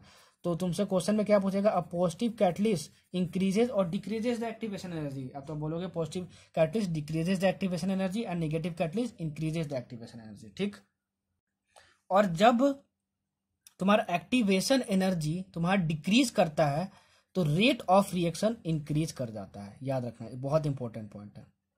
ठीक है, और जब एक्टिवेशन एनर्जी इंक्रीज करता है तो रेट ऑफ रिएक्शन क्या होता है, डिक्रीज कर जाता है। जितने भी इंपॉर्टेंट पॉइंट है आपको बता दे रहा हूं, ठीक है ना। तो इसको याद कर लेना कि कैटलिस्ट का क्या इफेक्ट होता है, पॉजिटिव कैटलिस्ट और नेगेटिव इफेक्ट का। अगर एक्टिवेशन एनर्जी इंक्रीज करेगा तुम्हारा तो रेट ऑफ रिएक्शन डिक्रीज करेगा। अगर तुम्हारा जो एक्टिवेशन एनर्जी है वो डिक्रीज करेगा तुम्हारा तो रेट ऑफ रिएक्शन क्या करेगा, इंक्रीज करेगा। और नेगेटिव कैटलिस्ट के केस में क्या करता है, एक्टिवेशन एनर्जी इंक्रीज करता है, और पॉजिटिव के केस में क्या होता है, डिक्रीज करता है। समझ में आया, और ये जो एक्सप्रेशन है समझाया वो याद रखना। अब देखो factors affecting rate of reaction, rate of reaction को कौन कौन से फैक्टर अफेक्ट करते हैं। तो पहला होता है फिजिकल स्टेट ऑफ रिएक्टेंट, कि सॉलिड है कि लिक्विड है कि गैस है। ठीक है, सॉलिड है, लिक्विड है कि गैस है। तो रेट ऑफ रिएक्शन सबसे ज्यादा गैस के लिए होता है, फिर लिक्विड के लिए, फिर सॉलिड के लिए, ये नहीं पूछा जाता। दूसरा चीज rate of reaction is proportional to surface area. ठीक है, जिस एरिया में तुम रिएक्शन कर रहे हो उसकी अगर सरफेस एरिया बहुत ज्यादा है तो रेट ऑफ रिएक्शन इंक्रीज कर जाता है। इंपॉर्टेंट है, आपसे बस ये पूछेगा, ठीक है, कि रिलेशन क्या होता है। Rate of reaction depends upon, तो फिजिकल स्टेट पे डिपेंड करता है और सरफेस एरिया पे डिपेंड करता है। तो कैसे डिपेंड करता है, तो ऑप्शन में दिया रहेगा, उसको आपको टिक मारना पड़ेगा। तीसरी चीज, concentration of reactant, rate of reaction is proportional to, ये रेट ऑफ रिएक्शन है, रेट कांस्टेंट नहीं याद रखना। Rate of reaction is proportional to concentration of reactant. ये तो हमको कहाँ से दिख गया था, वहां से दिख गया था, रेट लॉ एक्सप्रेशन से ही दिख गया था, क्योंकि concentration of A, concentration of B और पावर एक्स वाई लगाते थे और वही रेट ऑफ रिएक्शन होता था, तो वहीं से हमको दिख गया था ये कॉन्सेंट्रेशन ऑफ रिएक्टेंट के प्रोपोर्शनल है। चौथा जो है वो बहुत ज्यादा इंपॉर्टेंट है, ठीक है, कि टेम्परेचर, अगर टेम्परेचर हम लोग इंक्रीज करते हैं, ठीक है, तो रिएक्शन चाहे तुम्हारा एक्जोथर्मिक हो चाहे तुम्हारा इंडोथर्मिक हो, वो डिपेंड नहीं करता है। तुम्हारा जो रेट ऑफ रिएक्शन है, वो इंक्रीज करेगा ही करेगा, ठीक है ना, इंक्रीज करेगा ही करेगा, रेट ऑफ रिएक्शन इंक्रीज करेगा। मतलब कि क्या हुआ, ऑन इंक्रीजिंग टेम्परेचर, अगर हम टेम्परेचर बढ़ाते हैं, rate of reaction increases whether the reaction is exothermic और endothermic, and the temperature dependency of rate of reaction was given by Arrhenius. और वो जो इक्वेशन था, वो तुम्हारा इक्वेशन था K is equal to A into E का power minus E A by R T. क्या होता है, K is equal to A into E minus E A by R T. अब देखो यहाँ पे सारी चीजें क्या है, ये तुम्हारा क्या है, रेट कांस्टेंट है, हमको पता है कि ए क्या है, देखो ए याद रखना, ए है तुम्हारा आर्हेनियस फैक्टर, ठीक है, कांस्टेंट है तुम्हारा ये, ठीक है ना, और ये इसको क्या बोलते हैं, फ्रीक्वेंसी फैक्टर भी बोलते हैं, ठीक है, या फिर इसको हम लोग और भी बोलते हैं प्री एक्सपोनेंशियल फैक्टर। क्या बोलते हैं, प्री एक्सपोनेंशियल फैक्टर। ये तीनों नाम है इसके, आर्हेनियस फैक्टर, फ्रीक्वेंसी फैक्टर या फिर प्री एक्सपोनेंशियल फैक्टर, ठीक है। मतलब कुछ भी दिया हो तो समझ जाना क्या दिया है, कैपिटल ए की वैल्यू गिवन है। टेम्परेचर क्या है, ये टी क्या है, टेम्परेचर इन केल्विन है, याद रखना, टेम्परेचर इन केल्विन, केल्विन में रखना टेम्परेचर। आर क्या है, gas constant, universal gas constant, आपको पता ही है। और ये क्या है, ये है तुम्हारा एक्टिवेशन एनर्जी, और एक्टिवेशन एनर्जी यहाँ पे जो तुम्हारे गिवन होनी चाहिए वो किस में होनी चाहिए, वो तुम्हारे पास गिवन होनी चाहिए जूल्स पर मोल में, जूल्स पर मोल में गिवन होनी चाहिए, ठीक है। तो समझ में आया, तो आपको पता क्या बोलेगा, which of the following is a Arrhenius equation, ठीक है। तो आप क्या होगा, K is equal to A into E का power minus E A by R T, option में होगा, आपको टिक मारना होगा। पूछेगा कभी कभी कि बताओ ए की वैल्यू क्या डिनोट करती है, तो आर्हेनियस फैक्टर, फ्रीक्वेंसी फैक्टर या प्री एक्सपोनेंशियल फैक्टर। समझ में आया। अब देखो यहाँ पे न्यूमेरिकल कैसे बनता है, आपको ग्राफ दिया रहेगा, ठीक है, आपको ग्राफ दिया रहेगा, किसके किसके बीच में, देखो आपको ग्राफ दिया रहेगा log 10 के, मतलब log के, ठीक है, यहाँ बेस क्या है 10 है, और 1/t ये क्या है, टेम्परेचर है, इसके बीच में ग्राफ दिया रहेगा, और इसका ग्राफ, इसके बीच में ग्राफ जो बनता है वो ऐसे बनता है, ठीक है। और इसका जो स्लोप है वो क्या देता है, minus E A by 2.303 R value देता है। बहुत ज्यादा इंपॉर्टेंट है भाई, ठीक है। आपको क्या दिया रहेगा, ये क्या है, के क्या है, रेट कांस्टेंट है, आपको दिया रहेगा ये देखो log 10 के और 1/t, मतलब ये टेम्परेचर के बीच में तुमको ग्राफ दिया रहेगा ऐसे, और बोलेगा ये बताओ 60 डिग्री है, तो बताओ एक्टिवेशन एनर्जी की वैल्यू क्या होगी, तो हम क्या बोलेंगे कि इसका स्लोप क्या देगा, इसकी वैल्यू देगा, तो tan 60 डिग्री, ठीक है, ये माइनस में आएगा, क्योंकि स्लोप कैसे निकालते हैं मैं यहाँ नहीं सिखाऊंगा, यहाँ पे माइनस होगा, क्यों माइनस होगा, अगर आप स्लोप निकालने जानते हो तो पता है आपको, क्योंकि ये आपका सेकंड क्वाड्रेंट में एंगल आ गया, is equal to minus E A by 2.303 R, ठीक है। अब यूनिवर्सल गैस कांस्टेंट की वैल्यू आपको पता ही होती है, ठीक है, जूल पर मोल में मैंने याद करवाया था, ठीक है। और tan 60 डिग्री की वैल्यू √3 होती है, माइनस माइनस कैंसिल हो जाएगा, और ये एक्टिवेशन एनर्जी आपको फाइंड करना था, आप यहाँ से फाइंड कर लोगे। या फिर कभी कभार ये आपसे पूछता है कि log 10 के और 1/t के बीच में ग्राफ ड्रॉ करोगे तो उसका स्लोप क्या देता है, तो आप क्या बोलोगे, minus E A by 2.303 R देता है, ठीक है। तो ऑप्शन में ये होगा, आपको टिक मारना होगा। अच्छा, दूसरा न्यूमेरिकल क्या पूछता है इस पे, log k2 by k1 is equal to E A by 2.303 R, ठीक है, आर यहाँ पे नीचे में है, और ये ब्रैकेट में T2 minus 1 by T1 into T2। याद रखना कि यहाँ जो टेम्परेचर है वो क्या रखना, केल्विन में रखना, किस में रखना, केल्विन में रखना, याद रखना केल्विन में रखना। आपसे पता है क्या पूछेगा, देखो सर ने क्या बताया, सर ने बताया कि जो तुम्हारी जो रेट ऑफ रिएक्शन है वो किस पे डिपेंड करती है, वो टेम्परेचर पे डिपेंड करती है। अच्छा, अब K2 और K1 क्या है, तुम्हारा रेट कांस्टेंट है। तो T1 टेम्परेचर पे अगर रेट कांस्टेंट की वैल्यू K1 थी, तो बताओ T2 टेम्परेचर पे रेट कांस्टेंट की वैल्यू कितनी होगी, बस यही पूछता है आपसे, आपको बस सॉल्व करने आना चाहिए। समझ में आया, तो ये एक्सप्रेशन आप ऐसे यूज करोगे, ठीक है, ऐसे यूज करोगे। समझ में आया आपको। अच्छा, कैटलिस्ट का मैंने प्रेजेंस बताया था, कैटलिस्ट आपको क्या करता है, कैटलिस्ट क्या करता है, कैटलिस्ट एक्टिवेशन एनर्जी को घटा देता है, ठीक है। और एक्टिवेशन एनर्जी अगर घटेगा तो रेट ऑफ रिएक्शन क्या होता है, इंक्रीज कर जाता है। सर आप बोलोगे सर आप निगेटिव कैटलिस्ट बताए थे और पॉजिटिव कैटलिस्ट बताया था, मैं बोलूंगा हाँ बताया था, ठीक है। लेकिन अगर कभी क्वेश्चन में ये लिखा रहा है कि बस कैटलिस्ट है, ठीक है, तो कैटलिस्ट की बात हो रही है तो हमेशा याद रखना कि पॉजिटिव कैटलिस्ट की बात होती है। तो पॉजिटिव कैटलिस्ट क्या करता है कि एक्टिवेशन एनर्जी को डिक्रीज कर देता है। एक्टिवेशन एनर्जी डिक्रीज होगा मतलब रेट ऑफ रिएक्शन इंक्रीज कर जाएगा। ये क्वेश्चन बहुत ज्यादा पूछा जा चुका है कि बताओ कि कैटलिस्ट एक्टिवेशन एनर्जी पे क्या इफेक्ट करता है। तो कैटलिस्ट की बात हो रही है मतलब पॉजिटिव कैटलिस्ट की बात हो रही है। पॉजिटिव कैटलिस्ट क्या करता है, एक्टिवेशन एनर्जी को डिक्रीज कर देता है। डिक्रीज कर देता है एक्टिवेशन एनर्जी, तो रेट ऑफ रिएक्शन क्या होता है, इंक्रीज हो जाता है, याद रखना, ठीक। और साथ ही साथ आर्हेनियस ने एक बात और बताई थी, वो क्या थी कि अगर किसी भी केमिकल रिएक्शन में, इन अ केमिकल रिएक्शन, अगर तुम टेम्परेचर को 10 डिग्री सेंटीग्रेड से बढ़ा देते हो, मतलब पहले T1 टेम्परेचर पे था, अब मान लो T1 प्लस 10 डिग्री सेंटीग्रेड पे आप किसी रिएक्शन को कर रहे हो, तो तुम्हारा जो रेट कांस्टेंट है, that is the value of के, वो नियरली डबल हो जाता है। ये भी बहुत इंपॉर्टेंट स्टेटमेंट है, ठीक है। आपको ऑप्शन में दिया रहेगा और आपको टिक मारना रहेगा कि for a chemical reaction if the temperature increases by 10 degree centigrade, ठीक है, then the rate of reaction is then the rate constant is nearly double. और किसने बताया था कि rate of reaction depends on temperature, Arrhenius ने बताया था। क्या है उसका expression, K equal to A E का power minus E A by R T. A क्या है तुम्हारा, आर्हेनियस फैक्टर है, फ्रीक्वेंसी फैक्टर, या फिर बोल दे प्री एक्सपोनेंशियल फैक्टर है, ठीक है। समझ में आया। रेट ऑफ रिएक्शन के बारे में कोलिजन थ्योरी में भी बताया गया था, ठीक है ना। ये तो था आपका आर्हेनियस ने दिया था टेम्परेचर डिपेंडेंसी, ठीक है। अच्छा, कोलिजन थ्योरी के हिसाब से भी कुछ बताया गया था, उसको नोट कर लो आप। अकॉर्डिंग टू कोलिजन थ्योरी मैं बता दिया हूं क्या है, ठीक है। आपको ये बताया गया था कि अगर कोई भी तुम्हारा रिएक्शन है, मान लो A plus B and that gives products, ठीक है, तो ये जो रिएक्शन है इसका जो भी रेट ऑफ रिएक्शन होगा वो क्या होगा, टेम्परेचर पे डिपेंड करेगा। और वो रेट ऑफ रिएक्शन, ठीक है ना, उसका जो एक्सप्रेशन होगा वो क्या होगा, P इंटू जेड ई का power minus E A by R T होगा। ये क्या है, आर क्या है, टी क्या है, मैंने बता दिया। P और जेड क्या है वो समझो। जेड यहां पे होता है कॉलिजन फ्रीक्वेंसी ऑफ रिएक्टेंट्स, लिख लेना, कॉलिजन फ्रीक्वेंसी ऑफ रिएक्टेंट्स। और P क्या है तुम्हारा, यहाँ पे P है तुम्हारा प्रोबेबिलिटी और स्टेरिक फैक्टर। क्या है तुम्हारा P, क्या है तुम्हारा प्रोबेबिलिटी और स्टेरिक फैक्टर, लिख लो, प्रोबेबिलिटी और स्टेरिक फैक्टर, ठीक है। सर ये पूछेगा क्या इसमें से, अरे भाई यही पूछेगा आपसे। According to collision theory, probability और steric factor, according to collision theory which of the following give the rate of reaction. तो ये आपको इक्वेशन दिया होगा और किसी ऑप्शन में होगा, आपको क्या करना होगा, टिक मार देना होगा। आपको समझ में आया आपको, ठीक है।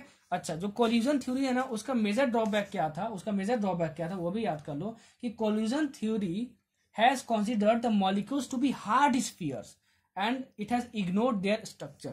कोलिजन थ्योरी जो दिया गया था ना, जितने भी रिएक्टेंट्स हैं उनके लिए दिया गया था कि वो कोलाइड करते हैं, इफेक्टिव कोलिजन होगा तभी प्रोडक्ट्स बनेगा। तो ये जो मॉलिक्यूल्स है ना, उसको उसने स्फीयर्स मान लिया था, सब कुछ लिख लेना, हार्ड स्फीयर्स मान लिया था, इनके स्ट्रक्चर को नहीं माना था, उसके स्ट्रक्चर को इग्नोर कर दिया था। तो इसका ड्रॉबैक था। तो कभी कभार ये भी पूछता है कि जरा बताओ कि विच of the following is the drawback of the collision theory. तो उसको क्या था ड्रॉबैक, कि वो मॉलिक्यूल्स को हार्ड स्फीयर मान लिया था और उसके स्ट्रक्चर को क्या कर दिया था, इग्नोर कर दिया था, ठीक है। तो ये आपका कंप्लीट हुआ क्या, ये आपका कंप्लीट हुआ केमिकल काइनेटिक्स। पूरे यूट्यूब पे देख लेना, ऐसा रिवीजन लेक्चर आपको कहीं नहीं मिलेगा। जहां से क्वेश्चन बन सकता है, ठीक है, जहां से क्वेश्चन आता है, सब कुछ मैंने बहुत बारीकी से और बहुत अच्छे से कवर किया है, ठीक है, बहुत अच्छे से कवर किया। इससे बाहर क्वेश्चन नहीं आएगा, ठीक है। अब आपको क्या करना है कि आप एनसीईआरटी बुक उठाना, एनसीईआरटी बुक का जितना भी सॉल्व्ड एग्जाम्पल है, सुन लो, एनसीईआरटी बुक का जितना भी सॉल्व्ड एग्जाम्पल है उसको पहले बनाना, ठीक है। उसके बाद फिर प्रीवियस ईयर क्वेश्चन बैंक उठाना, उसके बाद प्रीवियस ईयर क्वेश्चन बैंक बना लेना 2005 से 2019 तक का। इतना आप बना लिए तो केमिकल काइनेटिक्स में कोई भी क्वेश्चन आता है तो एग्जाम में क्या आ जाएगा, झमाझम मजा आ जाएगा, ठीक है। आप फिर मुझे याद करो एग्जाम के दिन कि सर ने तो बोला था कि जरूर आएगा, ठीक है। तो जो भी बोला था पूरे लेक्चर में, जो भी लिखा था पूरे लेक्चर में, उसके बेसिस पे अगर नोट्स बना लिए होंगे तो एनसीईआरटी में जितने भी क्वेश्चंस हैं सॉल्व्ड एग्जाम्पल्स में बन गए होंगे, कोई बात नहीं। एनसीईआरटी में अगर ना भी बने तो सोल्यूशन देख के समझ जाना, फिर जब प्रीवियस ईयर पे जाओगे तो आप देखोगे कि जो जो मैं बोला हूँ, जहां जहां से बोला हूँ वैसे वैसे ही क्वेश्चन आपके आए होंगे, ठीक है। तो वैसे तैयार करोगे तो आपको केमिकल काइनेटिक्स कंप्लीट हो गया होगा, ठीक है ना। केमिकल कंप्लीट हो जाएगा और कंप्लीट हो गया होगा, ठीक है। अच्छा, ठीक है। इस वीडियो का टारगेट इतना है कि एक दिन में मैं 10,000 व्यूज टारगेट कर रहा हूं। पसंद आए तो प्लीज लाइक कर देना, कमेंट करके थोड़ा सा अप्रिशिएट कर देना। यही मोटिवेशन का काम करता है हम लोगों के लिए। आप लोग खूब तरक्की करो, खूब मेहनत करो, ठीक है। और कंटेंट के क्वालिटी पे जाओ यार, ठीक है।